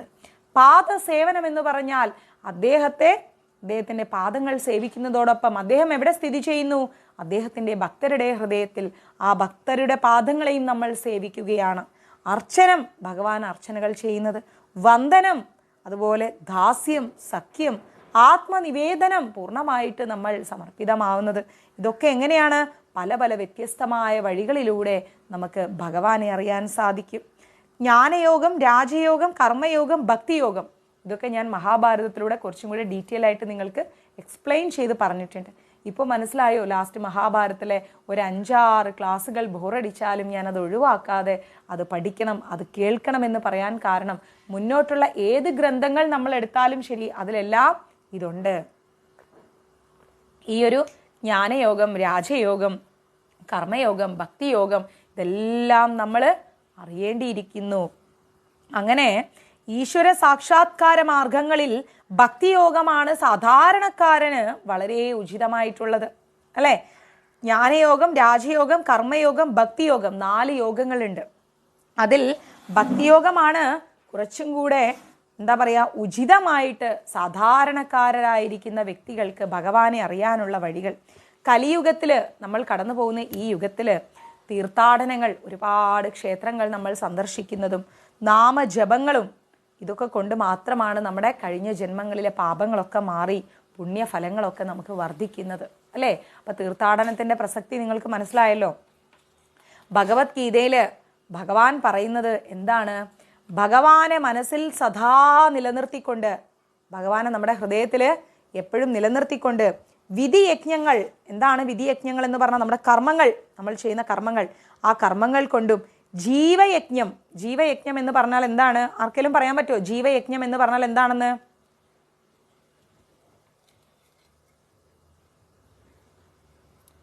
ജീവയജ്ഞം എന്ന് പറഞ്ഞാൽ എന്താണ്? ഉച്ചത്തിലുള്ള നാമജപം, നമ്മൾ ഉച്ചത്തിൽ നാമം ജപിക്കില്ലേ, അതിനെയാണ് ജീവയജ്ഞം എന്ന് പറയുന്നത്. ഓക്കെ. ഉപാംശു യജ്ഞം, എന്താണ് ഉപാംശു യജ്ഞം? ശബ്ദം പുറത്തു വരാതെ നമ്മൾ ജപിക്കില്ലേ, ഇങ്ങനെ ശബ്ദം പുറത്തു വരാതെ ജപിക്കുന്നതിനെയാണ് എന്ത്? ഉപാംശു യജ്ഞം എന്ന് പറയുന്നത്. ജ്ഞാനയജ്ഞം എന്താണത്? മനസ്സുകൊണ്ട് നമ്മൾ ചെയ്യുന്ന പ്രാർത്ഥന, ഇതാണ് ജ്ഞാനയജ്ഞം. ഇങ്ങനെ പല വിധത്തിലുള്ള യജ്ഞങ്ങൾ കൊണ്ടാണ് ഭഗവാൻ പ്രസന്നനാകുന്നത്. അതായത് ഏത് രീതിയിലുള്ള യജ്ഞം നമ്മൾ ചെയ്താലും ശരി, നമ്മൾ വിചാരിക്കും യജ്ഞം എന്ന് പറയുമ്പോൾ ഹോമകുണ്ടൊക്കെ വെച്ച് കുറേ സംഭവങ്ങളൊക്കെ അതിലിട്ട് അതൊക്കെ യജ്ഞമാണ്. ഓക്കെ, അതൊക്കെ യജ്ഞം തന്നെ. ഓരോരോ കാലഘട്ടങ്ങളുടെ വ്യത്യാസമുണ്ട്. ഈ കലിയുഗത്തിൽ നമ്മൾ യജ്ഞം ചെയ്യുക എന്ന് പറഞ്ഞാൽ 4 യജ്ഞങ്ങൾ നമുക്ക് ചെയ്യാം. ജീവയജ്ഞം, ഉച്ചത്തിൽ നാമം ജപിച്ചുകൊണ്ട്. ഉപാംശു യജ്ഞം, ശബ്ദം പുറത്തു വരാതെ ജപിച്ചുകൊണ്ട്. ജ്ഞാനയജ്ഞം, മനസ്സുകൊണ്ട് പ്രാർത്ഥിച്ചിട്ട്. അങ്ങനെ ഇതുപോലെയുള്ള പല യജ്ഞങ്ങളിലൂടെ നമുക്ക് ഭഗവാനെ അടുത്തറിയാൻ സാധിക്കും, അല്ലേ? ഇതേ തത്വം തന്നെയാണ് വിധിപ്രകാരം വ്രതമെല്ലാം എടുത്ത് ശരണം വിളികളോടുകൂടി നമ്മൾ നടത്തുന്ന ശബരിമല തീർത്ഥാടനത്തിലൂടെയും നമുക്ക് സാധ്യമാവുന്നത്. തീർത്ഥത്തിലേക്കുള്ള അടനം, ശ്രദ്ധിച്ചു കേൾക്കണേ, തീർത്ഥത്തിലേക്കുള്ള അടനം അഥവാ യാത്രയെയാണ് തീർത്ഥാടനം എന്ന് പറയുന്നത്. മനസ്സിലായോ? തീർത്ഥാടനം എന്ന് പറഞ്ഞാൽ എന്താണ്? തീർത്ഥത്തിലേക്കുള്ള അടനം അഥവാ യാത്ര. അടനം എന്ന് പറഞ്ഞാൽ യാത്ര. തീർത്ഥം എന്ന് പറഞ്ഞു കഴിഞ്ഞാൽ എന്താണ്? ജലം. എവിടെ ചെന്നാലും നമുക്കൊരു കുളമോ ജലമോ ഒക്കെ കാണാം, അല്ലേ? അങ്ങനെ തീർത്ഥത്തിലേക്കുള്ളൊരു യാത്ര. അപ്പം ആ യാത്രയാണ് നമ്മൾ എന്തെന്ന് പറയുന്നത്? തീർത്ഥാടനം എന്ന് പറയുന്നത്. തീർത്ഥങ്ങൾ സ്ഥാവര തീർത്ഥങ്ങൾ, ജംഗമ തീർത്ഥങ്ങൾ, മാനസ തീർത്ഥങ്ങൾ എന്നിങ്ങനെ 3 തരത്തിലുണ്ട്. എന്തൊക്കെയാണ്? സ്ഥാവര തീർത്ഥങ്ങൾ, ജംഗമ തീർത്ഥങ്ങൾ, മാനസ തീർത്ഥങ്ങൾ. മറന്നു പോവരുത്. സ്ഥാവര, ജംഗമ, മാനസ, 3 തരത്തിലുള്ള തീർത്ഥങ്ങളുണ്ട്. സ്ഥാവര തീർത്ഥങ്ങൾ, ജംഗമ തീർത്ഥങ്ങൾ, മാനസ തീർത്ഥങ്ങൾ. നദികളും പർവ്വതങ്ങളും ക്ഷേത്രങ്ങളും സാഗരങ്ങളും ഒക്കെ, നദികള്, പർവ്വതങ്ങള്, ക്ഷേത്രങ്ങള്, കടല്, അതായത് സാഗരങ്ങൾ, ഇതൊക്കെ സ്ഥാവര തീർത്ഥത്തിലാണ് പെടുക. ഓക്കെ, പുതിയ അറിവാണോ ഇതൊക്കെ? അറിഞ്ഞ കാര്യങ്ങളാണോ? നദികൾ, പർവ്വതങ്ങൾ, ക്ഷേത്രങ്ങൾ, സാഗരങ്ങൾ, ഇതൊക്കെ സ്ഥാവര തീർത്ഥത്തിലാണ് ഉൾപ്പെടുന്നത്. മാതാപിതാക്കൾ, ഗുരുജനങ്ങൾ, ബന്ധുമിത്രാദികൾ, ഇവരൊക്കെ ജംഗമ തീർത്ഥങ്ങളാകുന്നു. ആരൊക്കെയാണ്? മാതാപിതാക്കൾ, ഗുരുജനങ്ങൾ, ബന്ധുമിത്രാദികൾ, ഇവരൊക്കെ ജംഗമ തീർത്ഥങ്ങളാകുന്നു. ഹരേകൃഷ്ണ സന്തോഷേട്ടാ, ജംഗമ തീർത്ഥങ്ങളാകുന്നു. സത്യം, ധർമ്മം, ദയ, നീതി, ഇന്ദ്രിയ നിഗ്രഹം, സുഭാഷിതം, ഇതൊക്കെ എന്താണ്? മാനസ തീർത്ഥങ്ങളാണ്. ക്ലിയർ? 3 തരം തീർത്ഥങ്ങളുണ്ട്: സ്ഥാവര തീർത്ഥങ്ങൾ, ജംഗമ തീർത്ഥങ്ങൾ, മാനസ തീർത്ഥങ്ങൾ. ഇതില് നദികൾ, പർവ്വതങ്ങൾ, ക്ഷേത്രങ്ങൾ, സാഗരങ്ങൾ, ഇതൊക്കെ എന്താണ്? ഇതൊക്കെ എന്താ? സ്ഥാവര തീർത്ഥങ്ങളാണ്. മാതാപിതാക്കൾ, ഗുരുജനങ്ങൾ, ബന്ധുമിത്രാദികൾ, ഇതൊക്കെ ജംഗമ തീർത്ഥങ്ങളാണ്. സത്യം, ധർമ്മം, ദയ, നീതി, ഇന്ദ്രിയ നിഗ്രഹം, സുഭാഷിതം, ഇതൊക്കെ എന്താണ്? മാനസ തീർത്ഥങ്ങളിൽ ഉൾപ്പെടുന്നു. ഓക്കെ. മാതാപിതാക്കളുടെയും, അതായത് അച്ഛനമ്മമാരുടെയും, നമ്മുടെ ഗുരുജനങ്ങളുടെയും, നമ്മുടെ ബന്ധുമിത്രാദികളുടെയും, ബന്ധുക്കൾ മാത്രമല്ല മിത്രങ്ങളുടെയും അനുഗ്രഹങ്ങൾ നമ്മൾ നേടിയിട്ട്, ആ അനുഗ്രഹങ്ങൾ വാങ്ങിയിട്ട് സർവ ഇന്ദ്രിയങ്ങളെയും, നമ്മുടെ ശരീരത്തിലെ എല്ലാ ഇന്ദ്രിയങ്ങളെയും ഭഗവാനിൽ ലക്ഷ്യമാക്കിക്കൊണ്ട് നമ്മൾ എന്ത് ചെയ്യണം? ഇന്ദ്രിയ നിഗ്രഹം നേടണം. നാവിന് രുചിയുള്ളതിൻ്റെ പിന്നാലെ നമ്മൾ പോവരുത്. മനസ്സിലായില്ലേ? നല്ല ഡമ ഡമ ഡമ പാട്ട് കേട്ട് രസിച്ചുകൊണ്ടിരിക്കാൻ കാതുകൾ ഉപയോഗിക്കരുത്. നാവെന്തിനു തന്നു ഭഗവാൻ നാരായണ നാമം ചൊല്ലാൻ, കാതെന്തിനു തന്നു ഭഗവാൻ നാരായണ നാമം കേൾക്കാൻ. അല്ലേ? അങ്ങനെ നമ്മുടെ ഇന്ദ്രിയങ്ങളെല്ലാം ഭഗവാനിൽ നമ്മൾ സമർപ്പിക്കണം. വേണ്ടേ? പൂർണ്ണമായി ഭഗവാനിൽ സമർപ്പിച്ച് ഇന്ദ്രിയ നിഗ്രഹം നമ്മൾ നേടണം.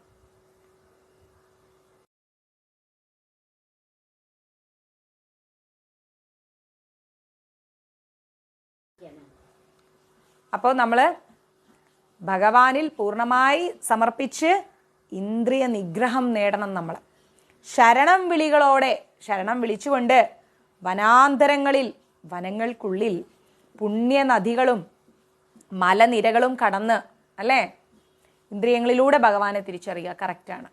നമ്മൾ ശരണം വിളിച്ചുകൊണ്ട് വനത്തിൻ്റെ ഉള്ളിലൂടെ പുണ്യനദികളും മലനിരകളും ഒക്കെ കടന്ന് ശബരിമല അയ്യപ്പസ്വാമിയുടെ ദർശനം നടത്തുമ്പോൾ ഈ 3 തരത്തിലുള്ള തീർത്ഥങ്ങളിലൂടെയുള്ള യാത്ര നമുക്കവിടെ പൂർണ്ണമായി കിട്ടുകയാണ്.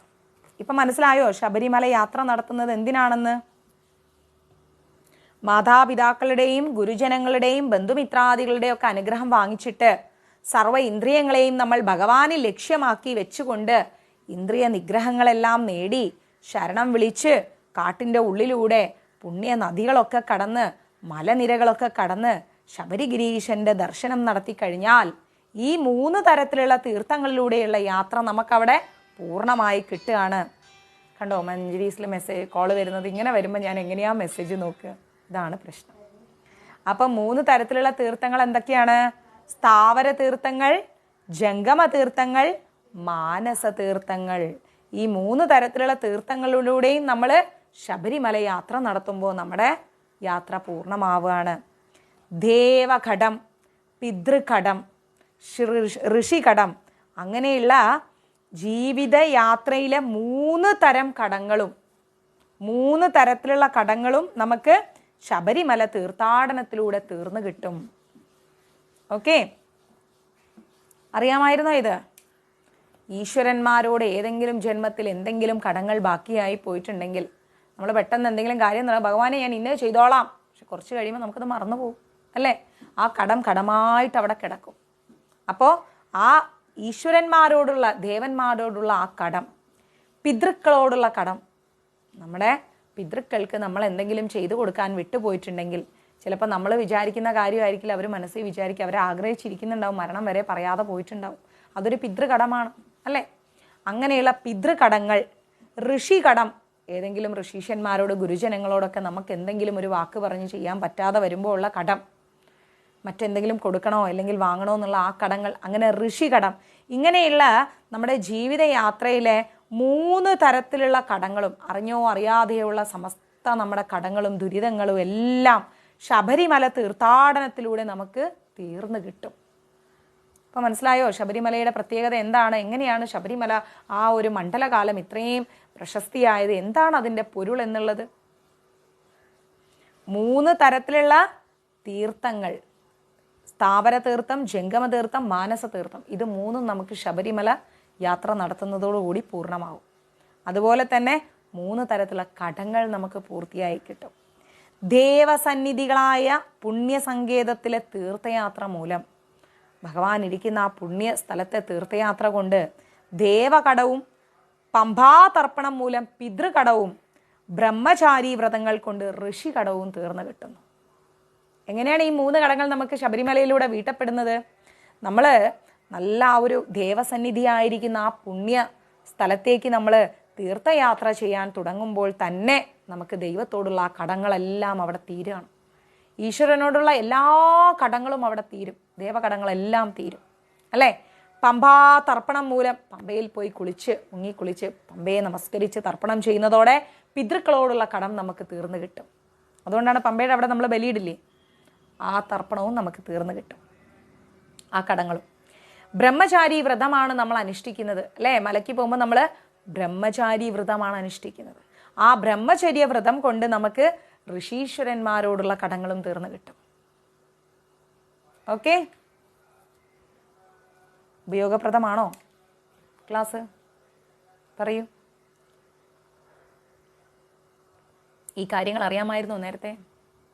ശബരിമലയെക്കുറിച്ച് കേട്ടിട്ടുണ്ട്, ശബരിമലയിൽ പോകാൻ ആഗ്രഹമുണ്ട്, മലയ്ക്ക് പോകുന്നുണ്ട്, മാലയിട്ട് കറുപ്പെടുത്ത് ശരണം വിളിച്ച് തിരിച്ചു വരുന്നുണ്ട്.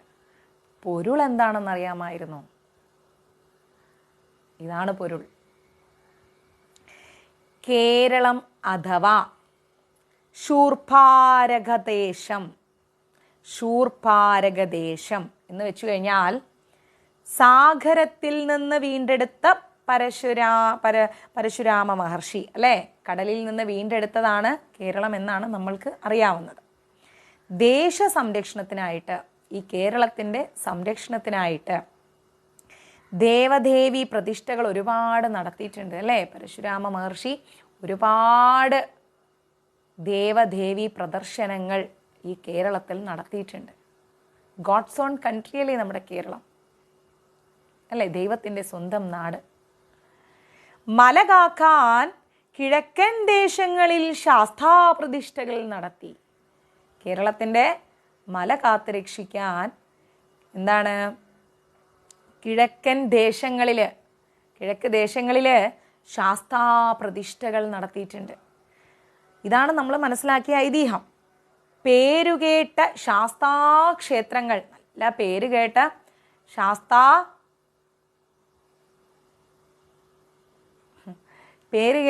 ശാസ്താക്ഷേത്രങ്ങളായിരിക്കുന്ന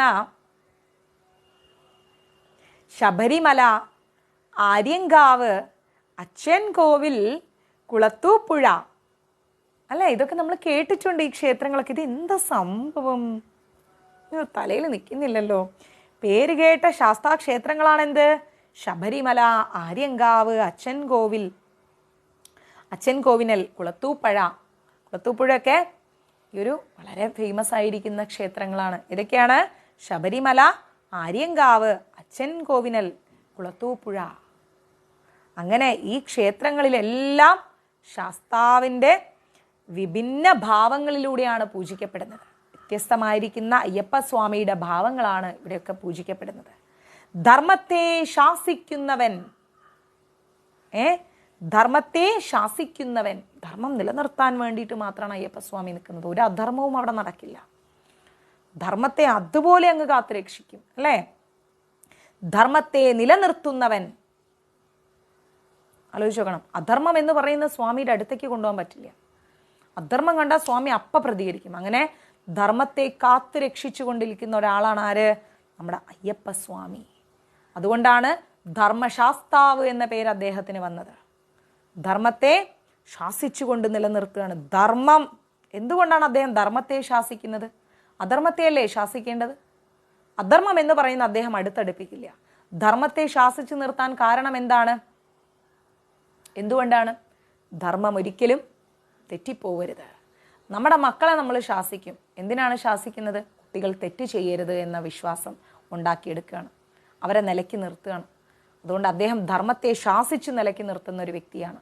ധർമ്മത്തെ എന്താ പറയുന്നത്? നിലയ്ക്ക് നിർത്തുന്ന അദ്ദേഹത്തെ ധർമ്മശാസ്താവ് എന്ന പദം കൊണ്ടാണ് നമ്മൾ മനസ്സിലാക്കേണ്ടത്. ഓക്കെ. അയ്യൻ, പരായഗുപ്തൻ, ഭൂതനാഥൻ എന്ന പേരിലൊക്കെ എന്താണ് ധർമ്മശാസ്താവ് അറിയപ്പെടുന്നുണ്ട്. അയ്യൻ, പരായഗുപ്തൻ, ഭൂതനാഥൻ എന്ന പേരിലൊക്കെ സ്വാമി അറിയപ്പെടുന്നുണ്ട്. കുളത്തൂ പുഴയിൽ അദ്ദേഹം ബാലകഭാവത്തിലാണ് ഇരിക്കുന്നത്. എങ്ങനെയാണ്? ബാലകഭാവത്തിൽ. അച്ഛൻ കോവിലിൽ ഗൃഹസ്ഥനായിട്ടാണ് അദ്ദേഹം ഇരിക്കുന്നത്. ഓക്കെ. ബിഷഘുരനായിരിക്കുന്ന ആണ്ഡവനായിട്ടും ആര്യങ്കാവിൽ കല്യാണരൂപനായിട്ടും ശബരിമലയിൽ ബ്രഹ്മചാരിയായും യോഗാരൂഢനായിരിക്കുന്ന താരക ബ്രഹ്മമായിട്ടൊക്കെ ശാസ്താവ് അങ്ങനെ നിലകൊള്ളുകയാണ്. എങ്ങനെ? അച്ഛൻ കോവിലിൽ ഗൃഹസ്ഥനായും കുളത്തൂപ്പുഴയിൽ ബാലകഭാവത്തിലും വിശങ്കുരനായിരിക്കുന്ന ആണ്ഡവനായിട്ടും ആര്യങ്കാവിൽ കല്യാണരൂപനായിട്ടും ശബരിമലയിൽ ബ്രഹ്മചാരിയും യോഗാരൂഢനായും താരക ബ്രഹ്മമായും ശാസ്താവ് അങ്ങനെ നിലകൊള്ളുകയാണ് അല്ലേ? പട്ടാംബരം ചുറ്റി ചിന്മുദ്രയോടുകൂടി ശബരിഗിരിനാഥൻ ഭക്തർക്കങ്ങനെ അനുഗ്രഹം കൊടുക്കുകയാണ് ഇരുന്നു കൊണ്ട്. സ്വാമി ശരണമയ്യപ്പ. പാലാഴി മദന സമയത്ത് നമ്മുടെ മഹാവിഷ്ണു എന്ത് ചെയ്തു? മോഹിനീ രൂപത്തിൽ അംശാവതാരം അങ്ങ് എടുത്തു. ഭഗവാൻ കൃഷ്ണൻ, നമ്മുടെ കള്ളക്കിച്ചൂട്ടൻ എന്ത് ചെയ്തു? മോഹിനീ രൂപമുണ്ട് ഭഗവാൻ അങ്ങ് എടുത്തു പാലാഴി മദന സമയത്ത്. ആ മോഹിനീ രൂപത്തിൽ നന്നായി ആകർഷിക്കപ്പെട്ട ഭഗവാൻ എന്ത് ചെയ്തു? പരമശിവൻ മോഹിനിയെ സമീപിച്ചു. ആ സംയോഗത്തിൽ രൂപം കൊണ്ട ദിവ്യ തേജസ്സാണ് ഹരിഹരപുത്രനായിരിക്കുന്ന ധർമ്മശാസ്താവ് എന്നും ഒരു ഐതിഹ്യമുണ്ട്. ഒരുപാട് ഐതിഹ്യങ്ങളുണ്ട് കേട്ടോ, വ്യത്യസ്തമായിട്ട്. നമ്മളിവിടെ ഒരു ഐതിഹ്യത്തിലൂടെ പോകുന്നു. ഇനി മുന്നോട്ട് ഓരോരോ ഗ്രന്ഥങ്ങൾ എടുക്കുന്തോറും ഓരോരോ ഐതിഹ്യങ്ങൾ വരുന്നു. ആർക്കും ഒരു നിശ്ചയവുമില്ല. കാരണം ഈശ്വരീയ കാര്യങ്ങൾ ആർക്കും ഒന്നും ഉറപ്പിച്ച് പറയാൻ കഴിയില്ല. വ്യത്യസ്ത ഭാവങ്ങളിൽ, വ്യത്യസ്ത രീതികളിൽ, വ്യത്യസ്ത കലകളിൽ കുറേ കഥകൾ അങ്ങനെ കിടക്കുകയാണ്. ആ മഹാസത്യത്തെ പൂർണ്ണമായി അറിയുക എന്ന് പറയുന്നത് നടക്കുന്ന കാര്യമേ അല്ല. ഈ ഒരു സന്ദർഭത്തിൽ മറ്റൊരു കാര്യം കൂടെ ഞാൻ ആലോചിക്കുന്നു. പാലാഴി മദന സമയത്ത് മോഹിനി രൂപം കണ്ടപ്പോൾ പരമശിവൻ ഒരു ഇഷ്ടം തോന്നി എന്ന് പറഞ്ഞില്ലേ? ആ ഇഷ്ടം തോന്നിയ സമയത്താണ് അദ്ദേഹം, ഞാനിവിടെ പറയാൻ പാടുണ്ടോ എന്നറിയില്ല, എന്നാലും പറയണം.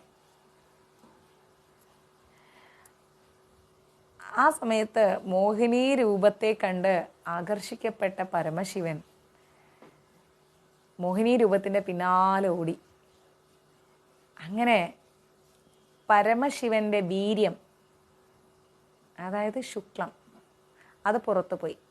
അപ്പം നമ്മൾ ചിന്തിക്കരുത് അദ്ദേഹം ഒരു കാമാസക്തി ഉള്ളവനാണ് എന്ന്. ഈശ്വരന്മാരായിട്ടും സാധാ മനുഷ്യരായിട്ടും വേണം കാണാൻ. ഓക്കെ. കാരണം അവരിൽ നിന്ന് എന്തൊരു കാര്യം സംഭവിക്കുമ്പോഴും അതിനൊരു തത്വം വേറെയുണ്ട്. മനസ്സിലാവുണ്ടോ? അങ്ങനെ വീണ ആ ശുക്ലത്തിൻ്റെ തിളക്കത്തിൽ നിന്ന് ഒരു ലോഹമുണ്ടായി, മെർക്കുറി. എന്താ പറയുക, അതുപോലെ വെള്ളി.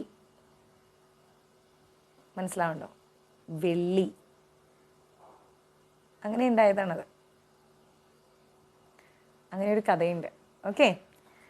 അത് കുറേ ഡീറ്റെയിൽ ആയിട്ടുണ്ട്. അത് നിങ്ങൾക്ക് ഭാഗവതത്തിൽ മനസ്സിലാവും. ഭാഗവതം, നമ്മുടെ ഇസ്കോൺ ഭാഗവതമൊക്കെ വായിക്കുമ്പോൾ ഭാഗവതത്തിലൂടെ നമുക്ക് കുറേ കാര്യങ്ങൾ മനസ്സിലാവും. അത് ഞാൻ പിന്നെ നിങ്ങൾക്ക് വിശദമായി പറഞ്ഞുതരാം. മനസ്സിനെ നിയന്ത്രിക്കുന്ന സത്വഗുണം, രജോ ഗുണം, തമോ ഗുണങ്ങളുടെ സമ്മേളന സങ്കല്പമാണ് ആര്? നമ്മുടെ അയ്യപ്പസ്വാമി. സത്വഗുണം, രജോ ഗുണം, തമോ ഗുണമൊക്കെ അദ്ദേഹം ഒരുപോലെ അങ്ങ് നിയന്ത്രിക്കും.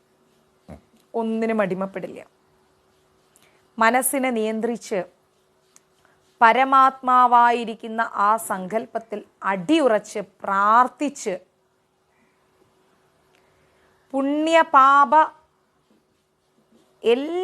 പുണ്യപാപങ്ങളെല്ലാം നമ്മൾ എന്ത് ചെയ്യണം? പാപങ്ങളെല്ലാം കളഞ്ഞ് പുണ്യം നേടുക എന്ന ഒറ്റ ലക്ഷ്യത്തിൽ മനസ്സങ്ങോട്ട് ഉറപ്പിച്ച് നമ്മൾ ഇരുമുടി കെട്ടുമായിട്ട് ദർശനം നടത്തുമ്പോൾ ഭഗവാൻ അനുഗ്രഹമേകുമെന്ന ആ ഒരു ശക്തമായ വിശ്വാസം നമ്മുടെ ഹൃദയത്തിൽ അങ്ങ് ഉണ്ടാവുകയാണ്. വെറുതെ മലകേറി വരുന്നവർക്കാവുന്നില്ല ഈ വർഷം ദർശനം നടത്തി എന്ന മനസ്സോടെ തിരിച്ചു വരും. പക്ഷെ അതല്ല, എല്ലാ തരത്തിലുള്ള പാപങ്ങളും കഴുകിക്കളഞ്ഞ് പൂർണ്ണ ബ്രഹ്മചാരി വ്രതം അനുഷ്ഠിച്ച് ഇരുമുടി കെട്ടുമേന്തിക്കൊണ്ട് നമ്മുടെ എല്ലാ പുണ്യപാപങ്ങളെയും നമ്മൾ ആ ഇരുമുടിക്കെട്ടിൽ വെച്ചുകൊണ്ട് നമ്മൾ എന്ത് ചെയ്യാണ്?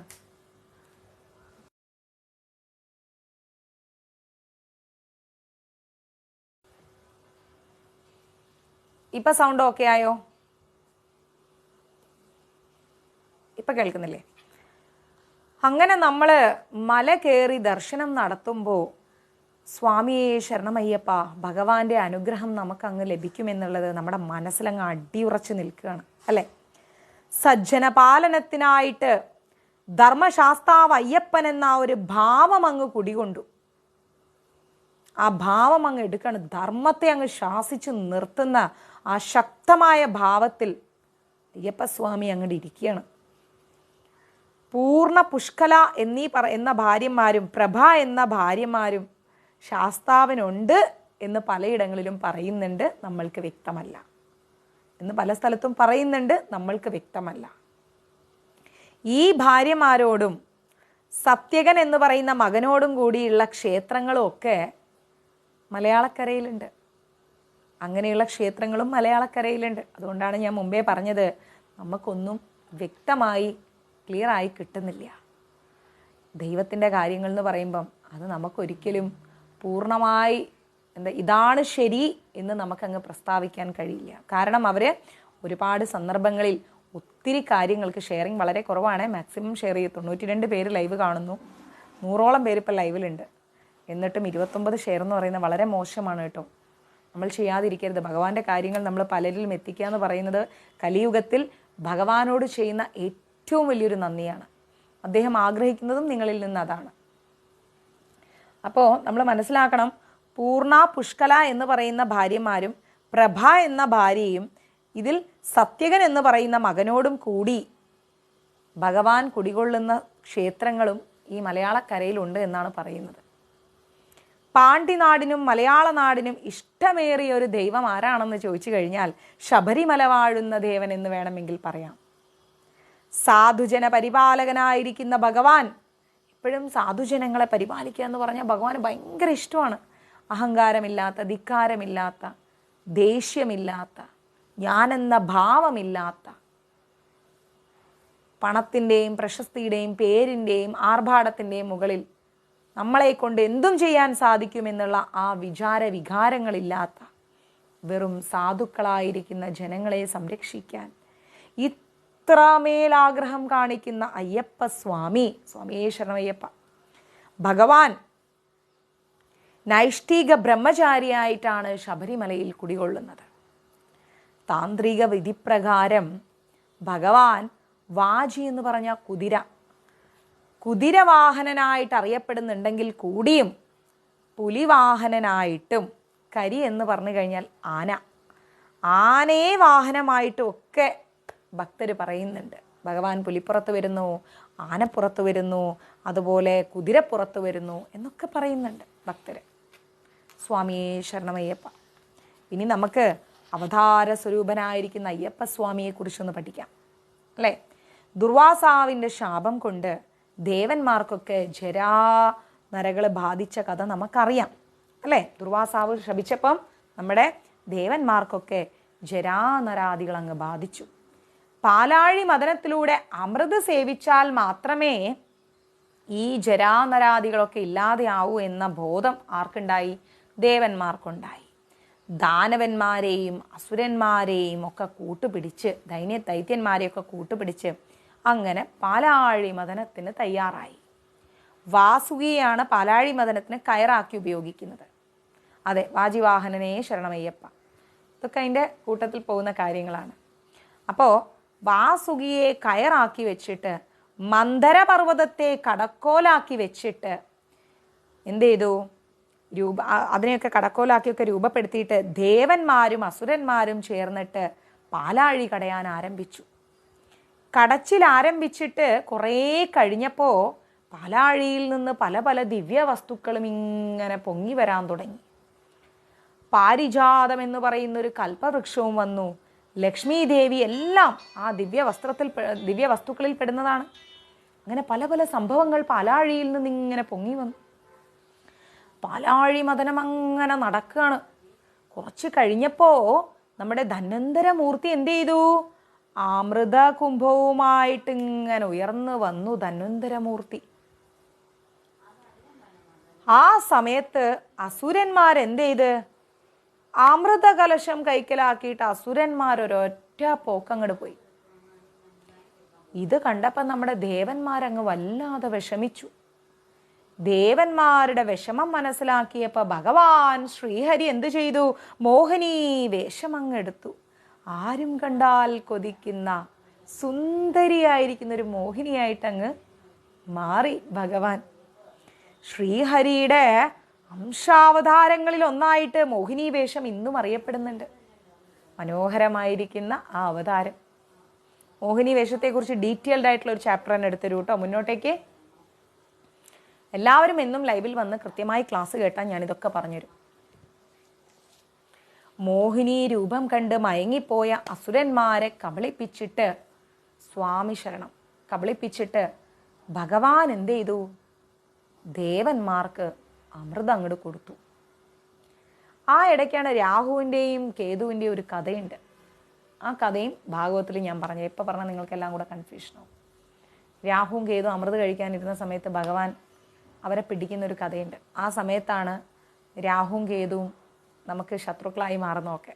അങ്ങനെയൊക്കെ കുറേ കഥകളുണ്ട് കേട്ടോ. അതൊക്കെ പറഞ്ഞുതരാം. കേൾക്കാൻ ഇഷ്ടമുണ്ടോ നിങ്ങൾക്ക്? രാഹുവും കേതുവൊക്കെ എങ്ങനെയായി എന്നൊക്കെ. അങ്ങനെ മോഹിനി വേഷമെടുത്ത ഭഗവാൻ അസുരന്മാരെ കബളിപ്പിച്ചിട്ട് എന്ത് ചെയ്തു? അമൃത് കൈക്കലാക്കി. എന്നിട്ട് ദേവന്മാർക്ക് ആ അമൃതം അങ്ങോട്ട് കൊടുത്തു. അവരെ ശാപത്തിൽ നിന്ന്, നമ്മുടെ ദുർവാസാവിൻ്റെ ശാപത്തിൽ നിന്ന് ദേവന്മാരെ മോചിപ്പിച്ചു. ഭഗവാൻ ശ്രീഹരിയുടെ ഈ മോഹിനി രൂപത്തിൽ, ഭഗവാൻ ശ്രീഹരി മോഹിനി രൂപമായപ്പോൾ ആ മോഹിനിയുടെ രൂപത്തിലങ്ങ് മോഹിനി രൂപത്തിൻ്റെ മാസ്മരിക സൗന്ദര്യം, ആ ഭയങ്കരമായിരിക്കുന്ന ആ സൗന്ദര്യം ദേവർഷി നാരദൻ എന്ത് ചെയ്തു? പരമശിവന്റെ മുമ്പിൽ പോയിട്ട് അങ്ങ് അവതരിപ്പിച്ച്. ഈ നാരദനെ കൊണ്ടുള്ള ശല്യം അല്ലേ, പാവം. നാരദനാണ് എല്ലാത്തിനും കാരണം. പക്ഷെ അദ്ദേഹം ഏറ്റവും പുണ്യമായിട്ടുള്ളൊരു വ്യക്തിത്വമാണ്. അദ്ദേഹം ചെയ്യുന്ന കാര്യങ്ങളൊക്കെ ഭയങ്കര പുണ്യമായ കാര്യങ്ങളാണ്. ഇത്രയും മഹത് വ്യക്തി, ഭക്തന്മാരിൽ ഇത്രയും ഉയർന്ന ഒരു ഭക്തൻ, നാരായണ നാരായണ നാമമല്ലാതിരിക്കാൻ അദ്ദേഹത്തിൻ്റെ നാവിനെ കൊണ്ട് സാധിക്കില്ല. അത്രയും പുണ്യമായിരിക്കുന്ന ഒരു ഭക്തൻ. അദ്ദേഹത്തിൻ്റെ തൃപ്പാദങ്ങൾ നമ്മൾ നമസ്കരിക്കാം. നാരദ ഭക്തി സൂത്രം ഞാൻ നിങ്ങൾക്ക് എടുത്തുതരാം. അപ്പോൾ മനസ്സിലാവും അദ്ദേഹം ആരാണെന്ന്. ഈ ദേവർഷി നാരദൻ എന്ത് ചെയ്തു? നേരെ മഹാദേവന്റെ മുമ്പിൽ പോയിട്ട് മോഹിനി രൂപത്തെക്കുറിച്ച് അങ്ങ് ശരിക്കും അങ്ങോട്ട് അവതരിപ്പിച്ചു. നാരദരുടെ വർണ്ണന കണ്ടപ്പോൾ മതിമറന്നുപോയ മഹാദേവൻ എന്തു ചെയ്തു? എനിക്കും മോഹിനി രൂപം കാണണമെന്ന് പറഞ്ഞുകൊണ്ട് മഹാവിഷ്ണുവിൻ്റെ അടുത്ത്, ഭഗവാന്റെ അടുത്ത് അങ്ങ് ചെന്നു.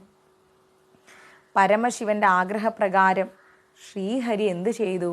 ഒരിക്കൽ കൂടി മോഹിനി രൂപം അങ്ങെടുത്തു. നാരായണ നാരായണ. ആ സൗന്ദര്യത്തിൽ മതിമറന്നുപോയ പരമശിവന് മോഹിനിയിൽ ജന്മമെടുത്ത തേജസ്സാണ് ഹരിഹരപുത്രനായിരിക്കുന്ന ധർമ്മശാസ്താവ്. മോഹിനി രൂപത്തിൽ മതിമറന്നുപോയ പരമശിവന് മോഹിനിയിൽ ജന്മമെടുത്ത തേജസ്സാണ് ഹരിഹരപുത്രനായിരിക്കുന്ന ധർമ്മശാസ്താവ്. ലോകം മുഴുവൻ അടക്കി ഭരിച്ച മഹിഷിയുടെ നിഗ്രഹത്തിനായിട്ട്, ഗുരുവായൂരപ്പ ഇത് പറയുമ്പോൾ എനിക്ക് സ്വാമി അയ്യപ്പൻ എന്ന് പറയുന്ന ഏഷ്യാനെറ്റിൻ്റെ സീരിയലിൽ അഭിനയിക്കാൻ കഴിഞ്ഞതിൽ ഒരുപാട് സന്തോഷം തോന്നുന്ന നിമിഷങ്ങളാണ്. ദത്താത്രേയ മഹർഷിയുടെ കൂടെയും മഹിഷിയുടെ കൂടെയൊക്കെ സ്വാമി അയ്യപ്പൻ സീരിയലിൽ ഒരു വേഷം ചെയ്യാൻ സാധിച്ചതിൽ ഇന്ന് ഞാൻ ഒരുപാട് സന്തോഷിക്കുന്നു. ഹരേ കൃഷ്ണ. അങ്ങനെ ലോകം മുഴുവൻ അടക്കി ഭരിച്ച നമ്മുടെ മഹിഷിയുടെ നിഗ്രഹത്തിനായിട്ട് എന്ത് ചെയ്തു? ധർമ്മശാസ്താവ് അവതാരം കൊണ്ടു. മഹിഷി അങ്ങ് ലോകം മുഴുവൻ അടക്കി ഭരിക്കുകയാണ്. ആ മഹിഷിയുടെ നിഗ്രഹത്തിനായിട്ട് ധർമ്മശാസ്താവ് അവതാരം കൊണ്ടു. ധർമ്മ സംസ്ഥാപനാർത്ഥം, ധർമ്മം രക്ഷിക്കാൻ വേണ്ടി പ്രപഞ്ചശക്തികളായിരിക്കുന്ന ത്രിമൂർത്തി ചൈതന്യങ്ങൾ സംയോജിച്ചുകൊണ്ട് ഒരു ശക്തി അങ്ങ് രൂപമെടുത്തു. ആ ദിവ്യശക്തി ചൈതന്യത്തിന് എന്ത് പേര് കൊടുത്തു? ദത്തൻ. ദത്തൻ എന്ന് പറയുന്നൊരു പേരങ്ങോട്ട് കൊടുത്തു. ഈ നാമം ഈ സമയത്ത് ദേവീ ചൈതന്യങ്ങൾ എല്ലാം കൂടെ സംഗമിച്ച് ഗാലവമുനിയുടെ പുത്രിയായിട്ട് ജന്മമെടുത്താര്? ലീല.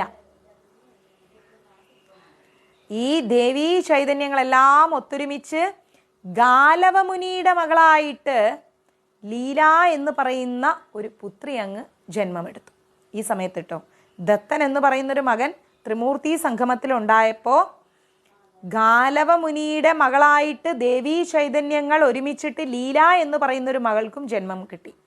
ആ കുട്ടി ഇങ്ങനെ വളരുകയാണ്. ത്രികാലജ്ഞാനിയും മഹാതപസിയുമാണ് ആര്? ഗാലവമുനി. പുത്രിയെ ദത്തന് വിവാഹം ചെയ്തു കൊടുത്തു, ലീലയെ.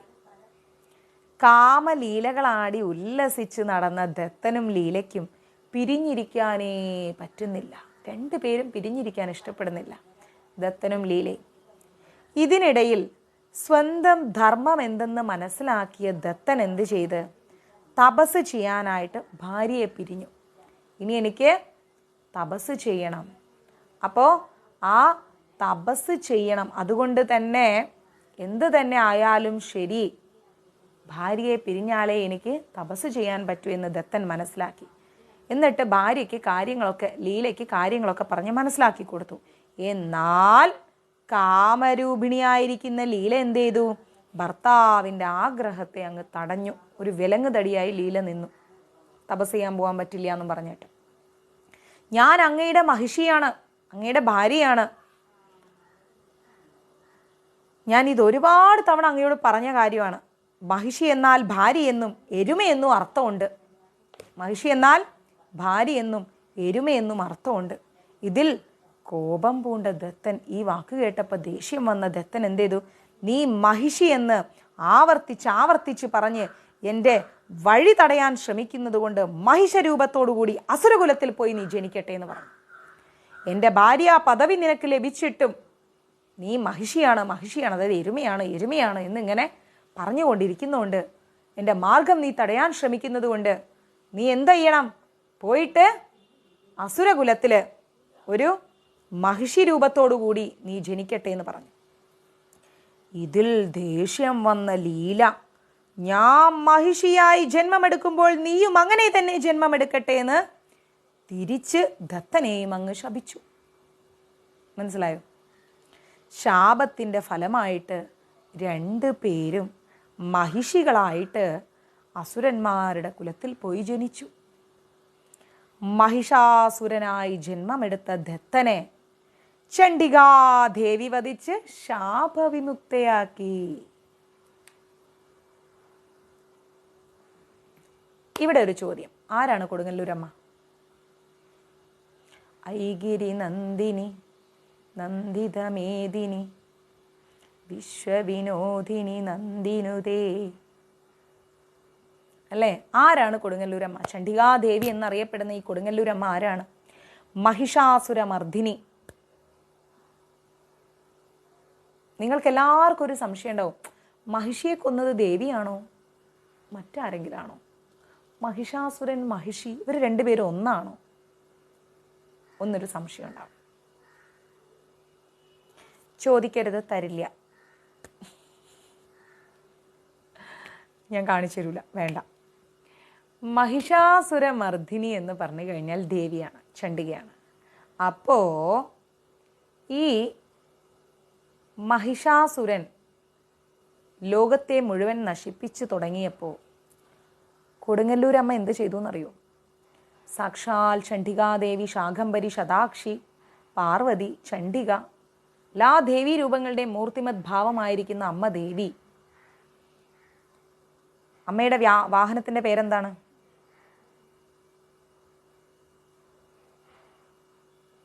അമ്മയുടെ വാഹനത്തിൻ്റെ പേരെന്താണ്? ആർക്കറിയാം? എന്താ മെസ്സേജ് ഇടാത്തത്? എന്താ അമ്മയുടെ വാഹനത്തിൻ്റെ പേര്? ലയൺ.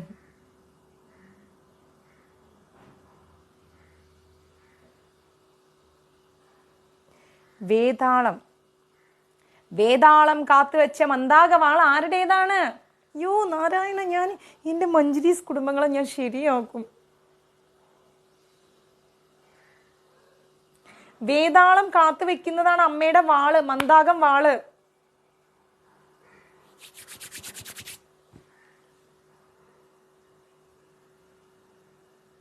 എൻ്റെ മഞ്ജരീസ് കുടുംബം കുറേ കാര്യങ്ങൾ അറിയാനുണ്ട്.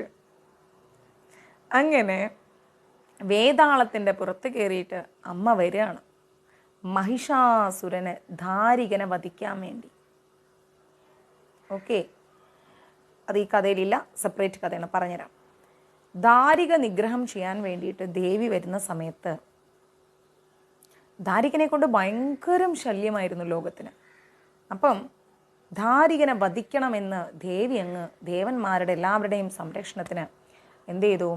വേതാളം അതാണ് അങ്ങ് വരികയാണ്. വരുന്ന സമയത്ത് എന്ത് ചെയ്തു എന്ന് ഓർത്തു കഴിഞ്ഞാൽ, ധാരികനെ വധിക്കാൻ വേണ്ടിയിട്ട് ദേവി വരികയാണ്. വരുമ്പോൾ ധാരികൻ്റെ ഭാര്യയാണ് മനോധരി. മനോധരി അതീവ ദേവി ഭക്തയായിരുന്നു.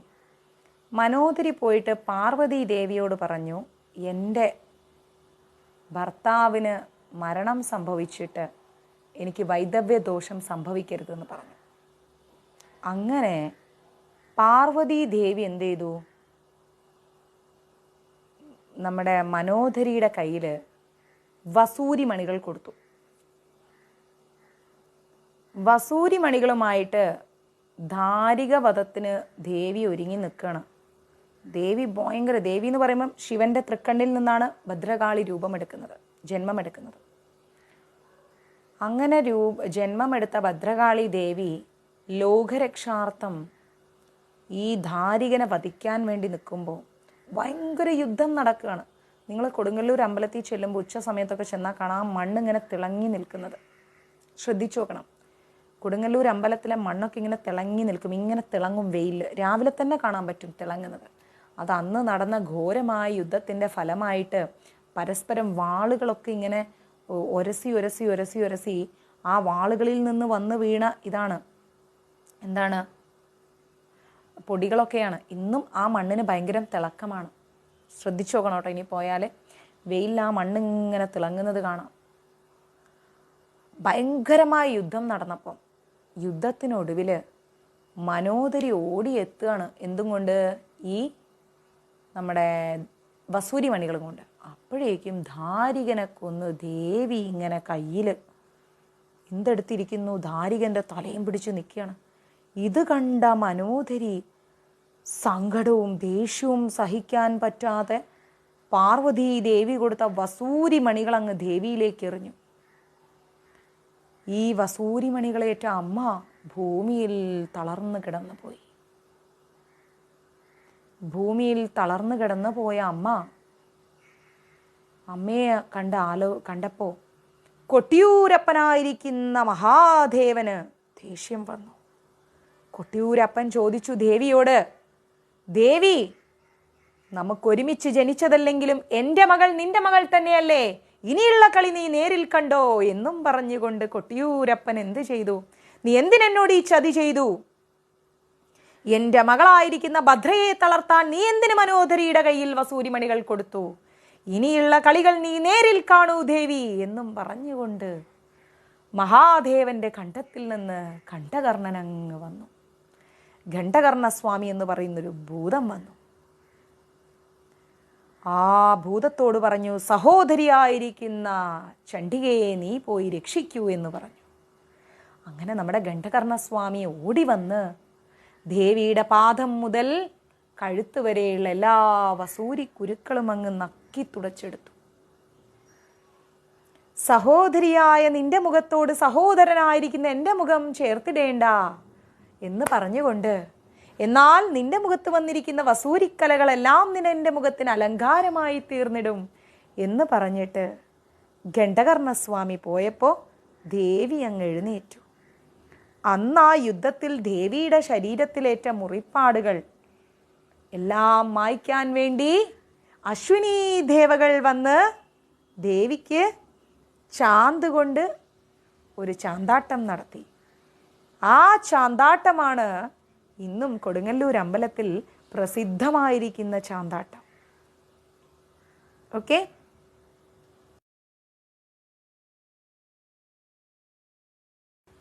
ആ ചാന്താട്ടം അതീവമായിരിക്കുന്ന രഹസ്യ മന്ത്രങ്ങളാൽ ഉണ്ടാക്കുന്നൊരു കൂട്ടാണ്. അതാർക്കും കൈവിട്ട് കൊടുക്കില്ല ആ മന്ത്രക്കൂട്ട്. ആ ചാന്താട്ടം എന്ന് പറഞ്ഞാൽ, ഞാനും തൊട്ടോട്ടെ, ഇതാണ് ആ ചാന്ത്. ഇത് തൊടുമ്പോഴേ നമ്മുടെ ശരീരത്തിൽ ഭയങ്കര തണുപ്പാണ്. ചോദിക്കണ്ട, ഞാൻ തരൂല. ഇല്ല, എൻ്റെ കയ്യിൽ കുറച്ചേ ഉള്ളൂ, ഒരു തുള്ളിയേ ഉള്ളൂ, ഇത്തിരിയേ ഉള്ളൂ. ഇനി കിട്ടുമ്പോൾ ഞാൻ തന്നോളൂ. വളരെ രഹസ്യമായിരിക്കുന്ന ചാന്ത്. കൊടുങ്ങല്ലൂർ അമ്മേ ശരണം, ഭഗവതി നാരായണി ഗൗരി ത്രയംബകെ. ആ ചാന്ത് ദേവിയുടെ ശരീരമാസകലം തണുപ്പ് നൽകി. മനസ്സിലായോ? അശ്വിനി ദേവകൾ വളരെ രഹസ്യമായി പറഞ്ഞു കൊടുത്ത ആ ചാന്തിൻ്റെ കൂട്ട് ഇന്നും പുറത്താർക്കും അറിയില്ല. ആ ചാന്ത് അമ്മയ്ക്ക് സൗഖ്യം നൽകി. ഇല്ല എൻ്റെ കയ്യിൽ കുറച്ചേ ഉള്ളൂ, ഇല്ല ഞാൻ തരൂല, എല്ലാം ഞാൻ തരുന്നതല്ലേ, കുറച്ചേ ഉള്ളൂ, ഇനി അടുത്ത ചാന്താട്ടത്തിന് കിട്ടുമ്പോൾ തരാം. തലമുറകൾ തലമുറകൾ തലമുറകൾ ഇങ്ങനെ അവിടുത്തെ പൂജാരിമാരായിരിക്കുന്ന അടികളിൽ നിന്ന് ആ രഹസ്യമായിരിക്കുന്ന യഥാർത്ഥ ചാന്താട്ടം അവിടെയാണ് നടക്കുന്നത്. പല ക്ഷേത്രങ്ങളിലും ഉണ്ട് യഥാർത്ഥ ചാന്താട്ടം. കണ്ണം പ്രഭു ചിരിക്കുന്നു. ആ ചാന്ത് ഇങ്ങനെ രഹസ്യമായിട്ട് ഇങ്ങനെ തലമുറകൾ കൈമാറ്റം ചെയ്തു വരികയാണ് അമ്മയ്ക്ക് സൗഖ്യം നൽകാൻ. അങ്ങനെ ചാന്താട്ടം ഇനി ഞാൻ നോക്കിയിട്ട് പറഞ്ഞുതരാം എന്താന്ന്. ജ്യോതി മാതാജി ആലോചിച്ച് വെച്ച് ഡേറ്റ് രേഖപ്പെടുത്തിയിട്ട്, അമ്പിളി മാതാജി ഇന്ന് ചാന്താട്ടമായിരുന്നു, കിട്ടിയോ? എനിക്കറിയാട്ടോ. അങ്ങനെ ആ ചാന്താട്ടത്തോടു കൂടി അമ്മയ്ക്ക് ആ അസുഖങ്ങളെല്ലാം, മീൻസ് അസുഖമല്ല, അമ്മയുടെ ആ ഒരു മുറിപ്പാടുകളെല്ലാം ശമിച്ചു. അങ്ങനെ ശമിച്ചിട്ട് എന്തുണ്ടായി? അമ്മ സൗഖ്യം പ്രാപിച്ച് എഴുന്നേറ്റപ്പം വേതാളം കാത്തു വെച്ച മന്ദാകം വാളെടുത്തുകൊണ്ട് അമ്മ അങ്ങ് ചെന്ന് അങ്ങ് വെട്ടിക്കളഞ്ഞു. ആരെ? നമ്മുടെ ധാരികനെ വെട്ടിക്കളഞ്ഞത് മാത്രമല്ല, അമ്മ എന്ത് ചെയ്തു? പിടിച്ചോണ്ട് വരാൻ പറഞ്ഞു മനോദരീനെ. അങ്ങനെ വിടാൻ പറ്റില്ലല്ലോ. അവൾ എന്താ വിചാരിച്ചേ? എന്നെ ഭൂമിയിലിട്ട് ഇത്രയും കഷ്ടപ്പെടുത്തിയിട്ട് അവളെ ഞാൻ വെറുതെ പോയി പിടിച്ചോണ്ട് വരാൻ പറഞ്ഞു. പാതാളത്തിൽ പോയി ഒളിച്ചിരിക്കുന്ന ആള് പിടിച്ചുകൊണ്ട് അങ്ങോട്ട് വന്നു. വന്നിട്ട് എന്തുണ്ടായി? കാതും മൂക്കും ബ്രസ്റ്റും ഒക്കെ അങ്ങോട്ട് മുറിച്ചു കളഞ്ഞു. ഗീതാമ്മ മുറിച്ച് കളഞ്ഞതോടെ പറഞ്ഞു, ഇനിയുള്ള കാലം നിനക്ക് വേണ്ടതൊക്കെ ഞാൻ തരും, ഇവിടെ എൻ്റെ അടുത്ത് നീ ഇരുന്നോളാൻ പറഞ്ഞു. അതാണ് വസൂരിമാല.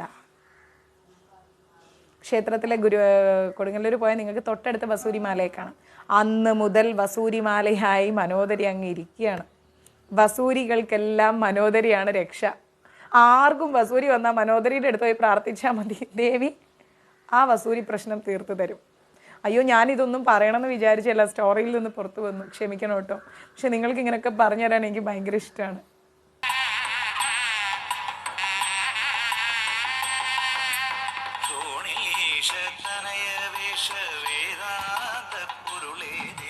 ഇത് കാണിച്ചുകൊണ്ടിരുന്ന നമ്മുടെ ക്ലാസ് നടക്കില്ല.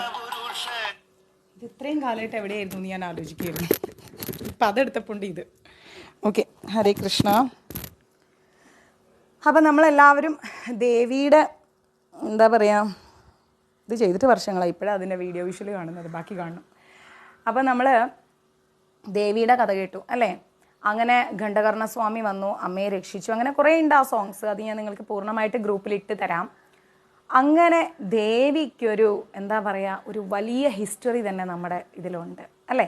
അപ്പോൾ ആ ദേവിയാണ് മഹിഷാസുരനെ വധിച്ചിരിക്കുന്നത്. മനസ്സിലായില്ലേ? ആ ദേവിയാണ് മഹിഷാസുരനെ വധിച്ചിരിക്കുന്നത്. ഈ കിച്ചുപ്പൊന്ന് എൻ്റെ കൂടെ വന്നതും ഇതുപോലെ ഒരു ആൽബത്തിലൂടെയാണ്, പൂന്താന മനസ്സെന്ന് പറയുന്ന ഒരു ആൽബത്തിലൂടെ. ഞാൻ പൂന്താന മനസ്സെന്ന് പറയുന്ന ആൽബത്തിലൂടെയാണ് ഇൻഡസ്ട്രിയിൽ വരുന്നത്. അങ്ങനെ അന്ന് കൂട്ടത്തിൽ വന്ന ആളത്. അങ്ങനെ മഹിഷാസുരനായി ജന്മമെടുത്ത ദത്തനെ ചണ്ഡികാദേവി വധിച്ചിട്ട് ശാപവിമുക്തനാക്കി. ഈ വിവരം അറിഞ്ഞപ്പം മഹിഷി എന്ത് ചെയ്തു? മഹിഷി ആരാന്നറിയാലോ? നമ്മുടെ ലീല, ദത്തൻ്റെ ഭാര്യ. മഹിഷി ഘോരമായ തപസ് ചെയ്തിട്ട് ശിവവിഷ്ണു സംയോഗത്തിലൂടെ ഉണ്ടാകുന്ന സന്തതി, ആ സന്തതി മാത്രമേ എന്നെ വധിക്കാൻ പാടൂ എന്നുള്ളൊരു വരം വാങ്ങിച്ചു. ആ സന്തതി മാത്രമേ എന്നെ വധിക്കാൻ പാടൂ എന്ന് പറഞ്ഞു. മനസ്സിലായില്ലേ? അങ്ങനെ ഒരു വരം നേടിയിട്ട് മഹിഷാസുരനെ നിഗ്രഹിച്ചതിലുള്ള ആ ദേഷ്യവും വരഫലവും നിമിത്തം, മഹിഷാസുരനെ കൊന്നല്ലോ, ആ ദേഷ്യവും വരം കിട്ടിയതിൻ്റെ അഹങ്കാരവും എല്ലാം കൂടി ആയപ്പോ മഹിഷി സർവ്വലോകങ്ങളിലും അങ്ങ് അക്രമം അഴിച്ചു വിടുകയാണ്. ഞാൻ അയ്യപ്പസ്വാമിയുടെ എൻ്റെ ക്യാരക്ടർ ഞാൻ അയച്ചുതരാട്ടോ. മഹിഷി സർവ്വലോകങ്ങളിലും അങ്ങോട്ടേക്ക് അക്രമം അങ്ങ്, എന്താ പറയുക, ഭയങ്കരമായിട്ട് അക്രമം അങ്ങ് അഴിച്ചു വിട്ടിരിക്കുകയാണ്. ഇതിനൊരവസാനം വരുത്താൻ വേണ്ടി ശിവവിഷ്ണു സംയോഗത്തിലൂടെയുള്ളൊരു മകന് മാത്രമേ മഹിഷിയെ കൊല്ലാൻ പറ്റൂ എന്ന് പറഞ്ഞിട്ടുണ്ട് അല്ലേ? അങ്ങനെ ആ സംയോഗത്തിലൂടെ ആര് ജനിച്ചു? നമ്മുടെ ആര് ജനിച്ചു? ഹരിഹരപുത്രൻ അയ്യപ്പ സ്വാമിയെ ശരണമയ്യപ്പ. എന്താ ആരും പറയാത്തേ? ഭഗവാൻ ജനിച്ചു. ആ ഒരു സംയോഗത്തിലൂടെ ധർമ്മശാസ്താവ് ജന്മമെടുത്തു. ഓക്കെ, കിടങ്ങൂർ നരസിംഹസ്വാമി ക്ഷേത്രം അല്ലേ? അല്ല, അത് കടങ്ങൂർ, ആലുവയിലുണ്ടല്ലോ. എനിക്ക് ഭയങ്കര ഇഷ്ടം, ഞാൻ എപ്പോഴും പോകാറുണ്ട്. ഒരിക്കലും മഹാദേവൻ എന്ത് ചെയ്തു? അദ്ദേഹത്തിൻ്റെ മകനെ അടുത്ത് വിളിച്ചിട്ട് പറഞ്ഞു, അവതാര ലക്ഷ്യം എന്ന് പറഞ്ഞാൽ മകനെ, നിന്റെ അവതാര ലക്ഷ്യം മഹിഷി നിഗ്രഹമാണ്. നീ എന്തിനു ജനിച്ചു? മഹിഷിയെ കൊല്ലാൻ. അതിനായിട്ട് എന്ത് ചെയ്യണം എന്ന് നമ്മുടെ അയ്യപ്പസ്വാമി അച്ഛനോട് ചോദിച്ചു. പന്തള രാജാവിൻ്റെ മകനായി 12 വർഷക്കാലം നീ ജനിച്ചു വളർന്ന് ഭക്തജനങ്ങളെ രക്ഷിക്കണം. പന്തള രാജാവിൻ്റെ മകനായിട്ട് 12 വർഷക്കാലം വളർന്ന് നീ ഭക്തജനങ്ങളെ രക്ഷിക്കണം മോനെ. പന്തള രാജാവായിരിക്കുന്ന രാജശേഖര പാണ്ഡ്യൻ ഭയങ്കരം ശിവഭക്തനായിരുന്നു. ഓക്കെ, പന്തള രാജാവായിരിക്കുന്ന രാജശേഖര പാണ്ഡ്യൻ ആരാണ്? ഭയങ്കരം വലിയൊരു ശിവഭക്തനായിരുന്നു. മക്കളില്ലാത്തത് കൊണ്ട് മനസ്സുരുകി എന്നും ഭഗവാനെ പ്രാർത്ഥിച്ച് പ്രാർത്ഥിച്ച് പ്രാർത്ഥിച്ച് അദ്ദേഹം രാജ്യഭരണം ഏറ്റെടുത്തു. അങ്ങനെ രാജ്യഭരണം നടത്തുകയാണ്. ഒരിക്കലും രാജാവ് നായാട്ടിനായിട്ട് എവിടെ എത്തി? കാട്ടിലെത്തി. പമ്പാ നദിയിൽ മുങ്ങിക്കുളിച്ച് ക്ഷീണമൊക്കെ മാറ്റി ഇങ്ങനെ വിശ്രമിച്ചു കൊണ്ടിരിക്കുമ്പോൾ ആ സമയത്ത് നദീതീരത്തിൽ ഒരു കുട്ടിയുടെ കരച്ചിൽ കേട്ടു. ശബ്ദം കേട്ട ഭാഗത്തേക്ക് രാജാവ് ചെന്ന് നോക്കി. തൊട്ടു മുമ്പിൽ തന്നെ ശതകോടി സൂര്യപ്രഭയോടുകൂടി തേജസ്സോടുകൂടിയുള്ള ഒരു ശിശു, ഒരു കുഞ്ഞ് പന്തള രാജാവ് കണ്ടു. മക്കളില്ലാത്തത് കൊണ്ട് മനസ്സുരുകി പ്രാർത്ഥിച്ച തനിക്ക് ഭഗവാൻ തന്ന നിധിയാണ് ഈ പൊന്നോമന പൈതൽ എന്ന് അദ്ദേഹം അങ്ങ് ഉറപ്പിച്ചു.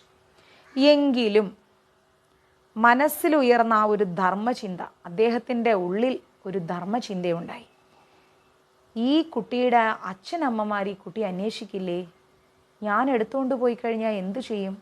ഈ കുഞ്ഞിനെ അവരുടെ അച്ഛനമ്മമാരെ ഏൽപ്പിക്കണ്ടേ എന്ന് ചിന്തിച്ചുകൊണ്ട് അദ്ദേഹം എന്തു ചെയ്തു? എല്ലായിടത്തും അച്ഛനമ്മമാർ അന്വേഷിച്ചു.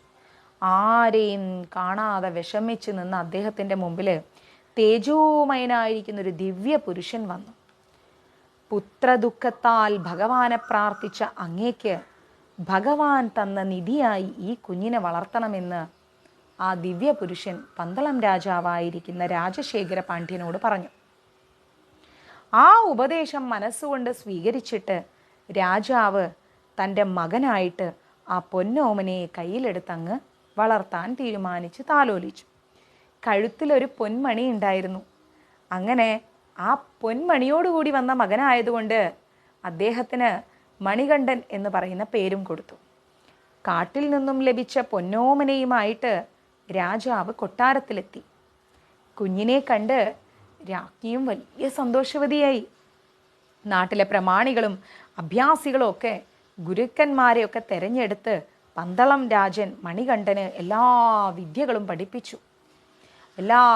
പഠിപ്പിച്ചു കൊടുത്തിട്ട് കരപ്പുറം തണ്ണീർമുക്കം ചീരപ്പൻ ചിറ എന്ന് ചരിത്രരേഖകളിൽ കാണുന്ന ചീരപ്പൻ ചിറ കളരിയിൽ അംഗത്തിനിറക്കി അഭ്യാസം പഠിപ്പിച്ച് ചീരപ്പൻ ചിറ എന്ന് പറയുന്ന കളരിയിലാണ് അദ്ദേഹം ഹരേ കൃഷ്ണ അച്ഛ ഹരേ കൃഷ്ണ അമ്മ അദ്ദേഹം എന്ത് പഠിക്കുന്നത്? കളരിയെല്ലാം പഠിച്ച് വെളുത്ത എന്ന് പറയുന്ന ഒരു മുക്കുവ ക്രൈസ്തവ സുഹൃത്തിനെയും കൂട്ടിയിട്ട് അദ്ദേഹം ഇങ്ങനെ പോയി. വെളുത്ത എന്ന് പറയുന്ന മുക്കുവ സമുദായത്തിലെ ഒരു ക്രിസ്ത്യാനി സ്ത്രീയെയും കൂട്ടിയിരുന്നു അയ്യപ്പസ്വാമി. മണികണ്ഠൻ പന്തള രാജ്യത്തെത്തിയതിനു ശേഷം രാജ്യത്തെ ഐശ്വര്യം അങ്ങ് വർദ്ധിക്കാൻ തുടങ്ങി. അങ്ങനെ ഇരിക്കെ പന്തളം രാജാവിന് രാജ്ഞിയിൽ ഒരു മകൻ ജനിച്ചു. രാജരാജൻ എന്ന് പേരായ ആ രാജമകനും മണികണ്ഠനും സഹോദരന്മാരെ പോലെ അങ്ങ് വളർന്നു. മണികണ്ഠകുമാരന് 12 വയസ്സാവാറായപ്പോൾ എന്തുണ്ടായി? രാജാവ് കുമാരനെ യുവരാജാവായിട്ടങ്ങ് അഭിഷേകം ചെയ്യാൻ തീരുമാനിച്ചു. പക്ഷേ മണികണ്ഠന് മണികണ്ഠനെ അവിടുത്തെ മന്ത്രിക്ക് അത്രയ്ക്ക് അങ്ങ് ഇഷ്ടമല്ല, തീരെ ഇഷ്ടമല്ല അവിടുത്തെ മന്ത്രിക്ക്. അദ്ദേഹം എന്ത് ചെയ്തു? മണികണ്ഠനെ രാജാവാക്കുന്നതിൽ എങ്ങനെയെങ്കിലും രാജാവിനെ തടയണമെന്നങ്ങ് തീരുമാനിച്ചു. സ്വന്തം മകനുള്ളപ്പോൾ എവിടെന്നോ കിട്ടിയ ഒരു മകനെ എന്തിനാ രാജാവാക്കുന്നത്? ഇതായിരുന്നു അവിടുത്തെ മന്ത്രിയുടെ ചിന്ത. ഭാവിയിൽ അത് രാജ്ഞിക്കും മകനും ദോഷം ചെയ്യുമെന്ന് മന്ത്രി പോയിട്ട് രാജ്ഞിയോട് പറഞ്ഞു. നിങ്ങളുടെ സ്വന്തം മകനില്ലേ, പിന്നെന്തിനാ എവിടെയോ കാട്ടിൽ നിന്ന് കിട്ടിയ ഒരു മകനെ കൊണ്ടുപോയി രാജാവാക്കുന്നത്? അത് നിങ്ങളുടെ മകനും നിങ്ങൾക്കും ഭാവിയിൽ അത് ദോഷം ചെയ്യും. മന്ത്രി പോയിട്ട് പറഞ്ഞു. ഏത് രീതിയിലും മണികണ്ഠനെ രാജ്യത്തു നിന്നും ഒഴിവാക്കിയിട്ട് സ്വന്തം മകനെ തന്നെ രാജാവാക്കണമെന്ന് മന്ത്രി രാജ്ഞിയെ പറഞ്ഞങ്ങ് ബോധിപ്പിച്ചു. മകനോടുള്ള സ്നേഹം കാരണം രാജ്ഞിയുടെ ആ മാതൃഭാവം അങ്ങ് ഉണർന്നു. കുടിലത നിറഞ്ഞ കുറേ പ്രവൃത്തികളിലൂടെ മണികണ്ഠനെ അവിടെ നിന്ന് മാറ്റാൻ മന്ത്രിയും രാജ്ഞിയും ഒരുപാട് ശ്രമിച്ചു. പക്ഷെ ഒന്നും നടക്കുന്നില്ല. അത് ഫലിക്കാതെ വന്നപ്പോൾ മണികണ്ഠനെ കാട്ടിലേക്ക് വിട്ടിട്ട് ദുഷ്ടജന്തുക്കൾക്ക് ഭക്ഷണമാക്കാം എന്നങ്ങ് മന്ത്രിയും രാജ്ഞിയും ആലോചിച്ചു. ഇതിനു വേണ്ടി രാജ്ഞി എന്ത് ചെയ്തു? രോഗം വന്നതുപോലെ അഭിനയിച്ചങ്ങ് കിടന്നു. രാജ്ഞിയുടെ രോഗം മാറാൻ പുലിയുടെ പാല് വേണമെന്ന് നിർദ്ദേശിക്കാൻ മന്ത്രി എന്ത് ചെയ്തു? രാജവൈദ്യനോട് പറഞ്ഞു. രാജ്ഞിയുടെ രോഗം മാറണമെങ്കിൽ പുലിയുടെ പാല് വേണം എന്ന് നിങ്ങൾ പോയിട്ട് പറയണമെന്ന് രാജവൈദ്യനോട് മന്ത്രി പോയി പറഞ്ഞു. മന്ത്രിയെ പേടിച്ച് വൈദ്യന്മാരെന്ത് ചെയ്തു? രാജാവിനോട് പോയിട്ട് രാജ്ഞിയുടെ രോഗം മാറാൻ പുലിപ്പാൽ തന്നെ വേണമെന്ന് ഉറപ്പിച്ചങ്ങോട്ട് പറഞ്ഞു. പുലിപ്പാൽ ശേഖരിക്കാൻ മണികണ്ഠനെ പറഞ്ഞു വിട്ടാൽ മതി എന്ന് മന്ത്രി പോയി രാജാവിനോടും പറഞ്ഞു. രാജവൈദ്യൻ വന്നിട്ട് രാജ്ഞിയുടെ അസുഖം മാറണമെങ്കിൽ പുലിപ്പാൽ വേണമെന്നല്ലേ രാജാവേ പറഞ്ഞത്? പുലിപ്പാൽ ശേഖരിക്കാൻ മണികണ്ഠനെ വിട്ടാൽ മതി. പക്ഷെ രാജാവിന് മനസ്സ് വരുന്നില്ല. അങ്ങനെ അവസാനം മനസ്സോടെ രാജാവ് എങ്ങനെയെങ്കിലും അത് സമ്മതിച്ചു. തൻ്റെ അവതാര ലക്ഷ്യം പൂർത്തിയാക്കേണ്ട സമയമായെന്ന് മനസ്സിലാക്കിയ മണികണ്ഠൻ എന്ത് ചെയ്തു? പുലിപ്പാലുമായി ഞാൻ തന്നെ വരാമെന്ന് രാജാവിനോട് പറഞ്ഞു. ഈ സമയം ദേവലോകത്ത് മഹിഷി അങ്ങ് ആക്രമണം നടത്തുകയാണ്. വിവരം അറിഞ്ഞ ധർമ്മശാസ്താവ് എന്ത് ചെയ്തു? മണികണ്ഠ രൂപത്തിൽ ദേവലോകത്ത് ചെന്നു. ദേവഗണങ്ങളെ സഹായിക്കാനെത്തിയ മണികണ്ഠനെ കണ്ടിട്ട് മഹിഷി അദ്ദേഹത്തിൻ്റെ നേരെ മുക്രിയിട്ടുകൊണ്ട് ചെല്ലുകയാണ്. ദേവകളെയൊക്കെ സഹായിക്കാൻ വേണ്ടി മണികണ്ഠൻ വന്നതറിഞ്ഞപ്പോൾ മഹിഷി മണികണ്ഠനെ നേരെ മുക്രിയിട്ടുകൊണ്ട് അങ്ങ് ചെന്നു. ചീറിപ്പാഞ്ഞാണ് മഹിഷി ചെല്ലുന്നത്. പാഞ്ഞെത്തിയ സുന്ദരമായിരിക്കുന്ന മഹിഷിയുടെ കൊമ്പിൽ പിടിച്ച് ഭഗവാൻ ഭൂമിയിലേക്ക് അങ്ങ് ഒരൊറ്റ വലിച്ചെറിയൽ. ഹരേ കൃഷ്ണ. സ്വാമിയേ ശരണമയ്യപ്പ. അയ്യപ്പ സ്വാമി എന്ത് ചെയ്തു? മഹിഷിയുടെ ആ കൊമ്പിൽ പിടിച്ചിട്ട് ഭൂമിയിലേക്ക് ഒരൊറ്റ ഏറെറിഞ്ഞു. മഹിഷി ഭൂതലത്തിൽ, അതായത് ഭൂമിയിൽ ചെന്നിട്ട് അഴുതാ നദിക്കരയിൽ അങ്ങ് വീണുപോയി. എവിടെ?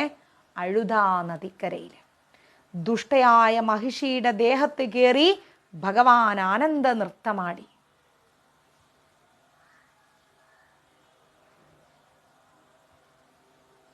ആനന്ദ നൃത്തമാടി. വേദന കൊണ്ട് പുളഞ്ഞ് കുതറിയോടിയ മഹിഷിയെ ഭഗവാൻ വീണ്ടും വീണ്ടും വീണ്ടും അങ്ങ് അടിക്കാൻ തുടങ്ങി. അടിയേറ്റ് ബോധം പോയ മഹിഷി മുക്തി നേടി. മണികണ്ഠനോട് തൻ്റെ പതിയായി തന്നെ സംരക്ഷിക്കണമെന്ന് മഹിഷി അങ്ങ് ആപേക്ഷിക്കാൻ തുടങ്ങി. എൻ്റെ ഭർത്താവായി നിന്ന് അങ്ങ് എന്നെ സംരക്ഷിക്കണമെന്ന് പറഞ്ഞു. താൻ നിത്യബ്രഹ്മചാരിയാണെന്ന സത്യം മണികണ്ഠൻ മഹിഷിയെ അറിയിച്ചു. എങ്കിലും കന്യ അയ്യപ്പന്മാർ തന്നെ കാണാൻ എത്താതിരിക്കുന്ന അവസരം വന്നാൽ ഞാൻ നിന്നെ വിവാഹം കഴിക്കാമെന്ന് മണികണ്ഠസ്വാമി പറഞ്ഞു. തൻ്റെ ദുഷ്ടദേഹത്തിന്, അതായത് മഹിഷിയുടെ ദുഷ്ടദേഹത്തിന് ശാപമോക്ഷം നൽകിയിട്ട് സത്വം വീണ്ടെടുത്ത് ഭഗവാന് സമീപത്ത് മാളികപ്പുറത്തമ്മയായി മഹിഷി കുടികൊള്ളുകയാണ്. ദുഷ്ടതയാർന്ന മഹിഷിയെ നിർഗ്രഹിച്ച സ്ഥലമേതാണ്? എരുമേലി. മഹിഷിയെ നിഗ്രഹിച്ച സ്ഥലമാണ് എരുമേലി. മഹിഷി നിഗ്രഹത്തിൻ്റെ കഥ എപ്പോഴും നമ്മൾ ഓർക്കാനാണ്, അല്ലെങ്കിൽ അത് പുതുക്കാനാണ് എരുമേലിയിൽ അയ്യപ്പന്മാർ പേട്ട തുള്ളുന്നത്. சொல்லுமா தோமா இங்கே இருக்க எடுத்துக்கோங்க. ബിന്ദുമേ ഒന്ന് എടുത്തു കൊടുത്തേ. പേട്ട തുള്ളുന്നത്. ദുഷ്ടതയാർന്ന മഹിഷി ശരീരം വളർന്ന് മുന്നോട്ട് വരാതിരിക്കാൻ അഴുതാ നദിക്കരയിലെ കല്ലിടാംകുന്നിൽ അയ്യപ്പന്മാർ കല്ലിട്ട് പ്രാർത്ഥിക്കുന്നുണ്ട്.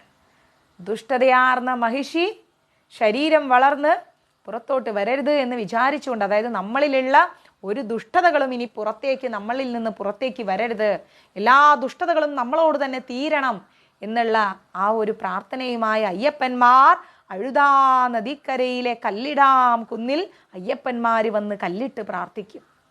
മഹിഷി ശരീരം കല്ലിട്ട് ഉറപ്പിച്ചു വെച്ചിരിക്കുകയാണെന്നും ആ ശരീരം അതുപോലെ ഉറപ്പിച്ചു വെച്ചിരിക്കുകയാണെന്നും ഒരു ഐതിഹ്യമുണ്ട്.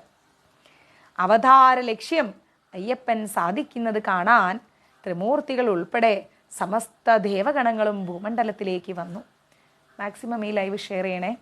ദേവകാര്യം സാധിച്ചു കഴിഞ്ഞ സ്ഥിതിക്ക്, ദേവന്മാരുടെ ആവശ്യം, മഹിഷിയെ കൊന്ന് ആ ആവശ്യം സാധിച്ചു കഴിഞ്ഞ സ്ഥിതിക്ക് ഇനി പന്തള രാജാവിൻ്റെ ദുഃഖത്തെ തീർത്ത് തേത്രായുഗം മുതൽ ശ്രീരാമഭക്തനായി നിലകൊള്ളുന്ന ശബരി എന്ന തപസ്വിനിക്ക് ശാപമോക്ഷം നൽകിയിട്ട് എന്താ പറയുന്നത്? തേത്രായുഗം മുതൽ ശ്രീരാമഭക്തയായി നിലകൊള്ളുന്ന ശബരി എന്ന തപസ്വിനിക്ക് ശാപമോക്ഷം നൽകിയിട്ട് പന്തളരാജൻ നിർമ്മിക്കുന്ന ക്ഷേത്രത്തിൽ കുടികൊണ്ട് ദേശത്തെയും ഭക്തരെയും അനുഗ്രഹിക്കുമെന്ന് ത്രിമൂർത്തികളോട് അയ്യപ്പസ്വാമി പറഞ്ഞു. സ്വാമി ശരണമയ്യപ്പ. തങ്ങളെ മഹിഷിയുടെ ക്രൂരതകളിൽ നിന്ന് രക്ഷിച്ച് മണികണ്ഠ സ്വാമിയോടുള്ള കടപ്പാടായിട്ട് ദേവേന്ദ്രനും ദേവസ്ത്രീ ഗണങ്ങളും പുലികളായിട്ടങ്ങ് മാറി. എന്ത് പറയുന്നത്? കല്ലിട്ട് വന്ദനം ശരണം പൊന്നയ്യപ്പ. സത്യമാണത്. അങ്ങനെ എല്ലാ ദുഷ്ടമായിരിക്കുന്ന ശക്തികളിൽ നിന്നും, പ്രത്യേകിച്ച് മഹിഷിയിൽ നിന്നും ദേവന്മാരെ രക്ഷിച്ചതിൻ്റെ ഫലമായിട്ട് ദേവേന്ദ്രനും ദേവസ്ത്രീകളും പുലികളായിട്ടങ്ങ് മാറി. പുലികളുമായിട്ട് മണികണ്ഠൻ പുലിപ്പുറത്ത് കയറിയിട്ട് പന്തളം കൊട്ടാരത്തിലേക്ക് അങ്ങനെ വരികയാണ്. പുലിപ്പാല് തേടിപ്പോയ കുമാരൻ തിരിച്ചു വരാൻ താമസിച്ചപ്പോൾ വിഷമിച്ച രാജാവ് കൊട്ടാരത്തിനുള്ളിൽ നടന്ന നാടകങ്ങളൊന്നും അറിഞ്ഞില്ല. ആ ദുഷ്ടതയ്ക്ക് കുറച്ച് കഴിഞ്ഞപ്പം ആ ദുഷ്ടപ്രവൃത്തികളെല്ലാം പിന്നീട് രാജാവ് അറിഞ്ഞു. ആ ദുഷ്ടതയ്ക്ക് അറിയാതെയാണെങ്കിലും പന്തളം രാജാവായിരിക്കുന്ന ഞാനും പങ്കാളിയായല്ലോ എന്ന വിഷമത്തോടെ കൊട്ടാരത്തിനുള്ളിൽ കഴിഞ്ഞ രാജാവിന് മുമ്പിൽ പുലിവാഹനനായി പുലികളെയും മേച്ച് മണികണ്ഠൻ എത്തി.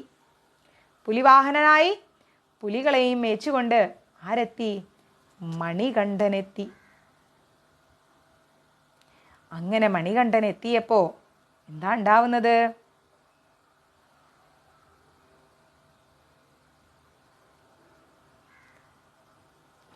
മണികണ്ഠൻ എത്തി.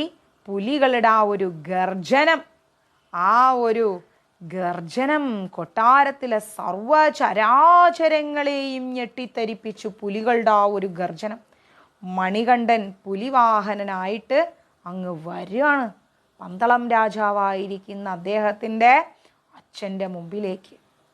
പുലിവാഹനൻ, ഇഷ്ടം പോലെ പുലികളും കൂടെയുണ്ട്. ഒരു പുലിയൊന്നല്ല, ഇഷ്ടം പോലെ പുലികളുമായിട്ടാണ്. ഇഷ്ടമായോ അയ്യപ്പസ്വാമിയുടെ കഥ? ഈ സോങ്സൊക്കെ ഞാൻ ഇട്ടുതരാം. എന്ത് പറയുന്നു? ശബരിമലയ്ക്ക് പോകുന്ന കാര്യങ്ങളും ശബരിമല എന്താണെന്നും അയ്യപ്പൻ ആരാണെന്നും എന്താണ് മകരസംക്രാന്തി എന്നും ഒക്കെ നമുക്ക് മനസ്സിലായില്ലേ? മകരസംക്രമ ദിവസം എന്താണ്, ഇതൊക്കെ ശരിക്കും ബോധ്യമായോ? സൂപ്പർ, ഇഷ്ടപ്പെട്ടു. വൃശ്ചിക മാസത്തിലെ ആദ്യത്തെ ശനിയാഴ്ച. ഈ ദിവസം നിങ്ങൾ ദേവിയെ ഒരുപാട് അടുത്തറിഞ്ഞു അല്ലേ?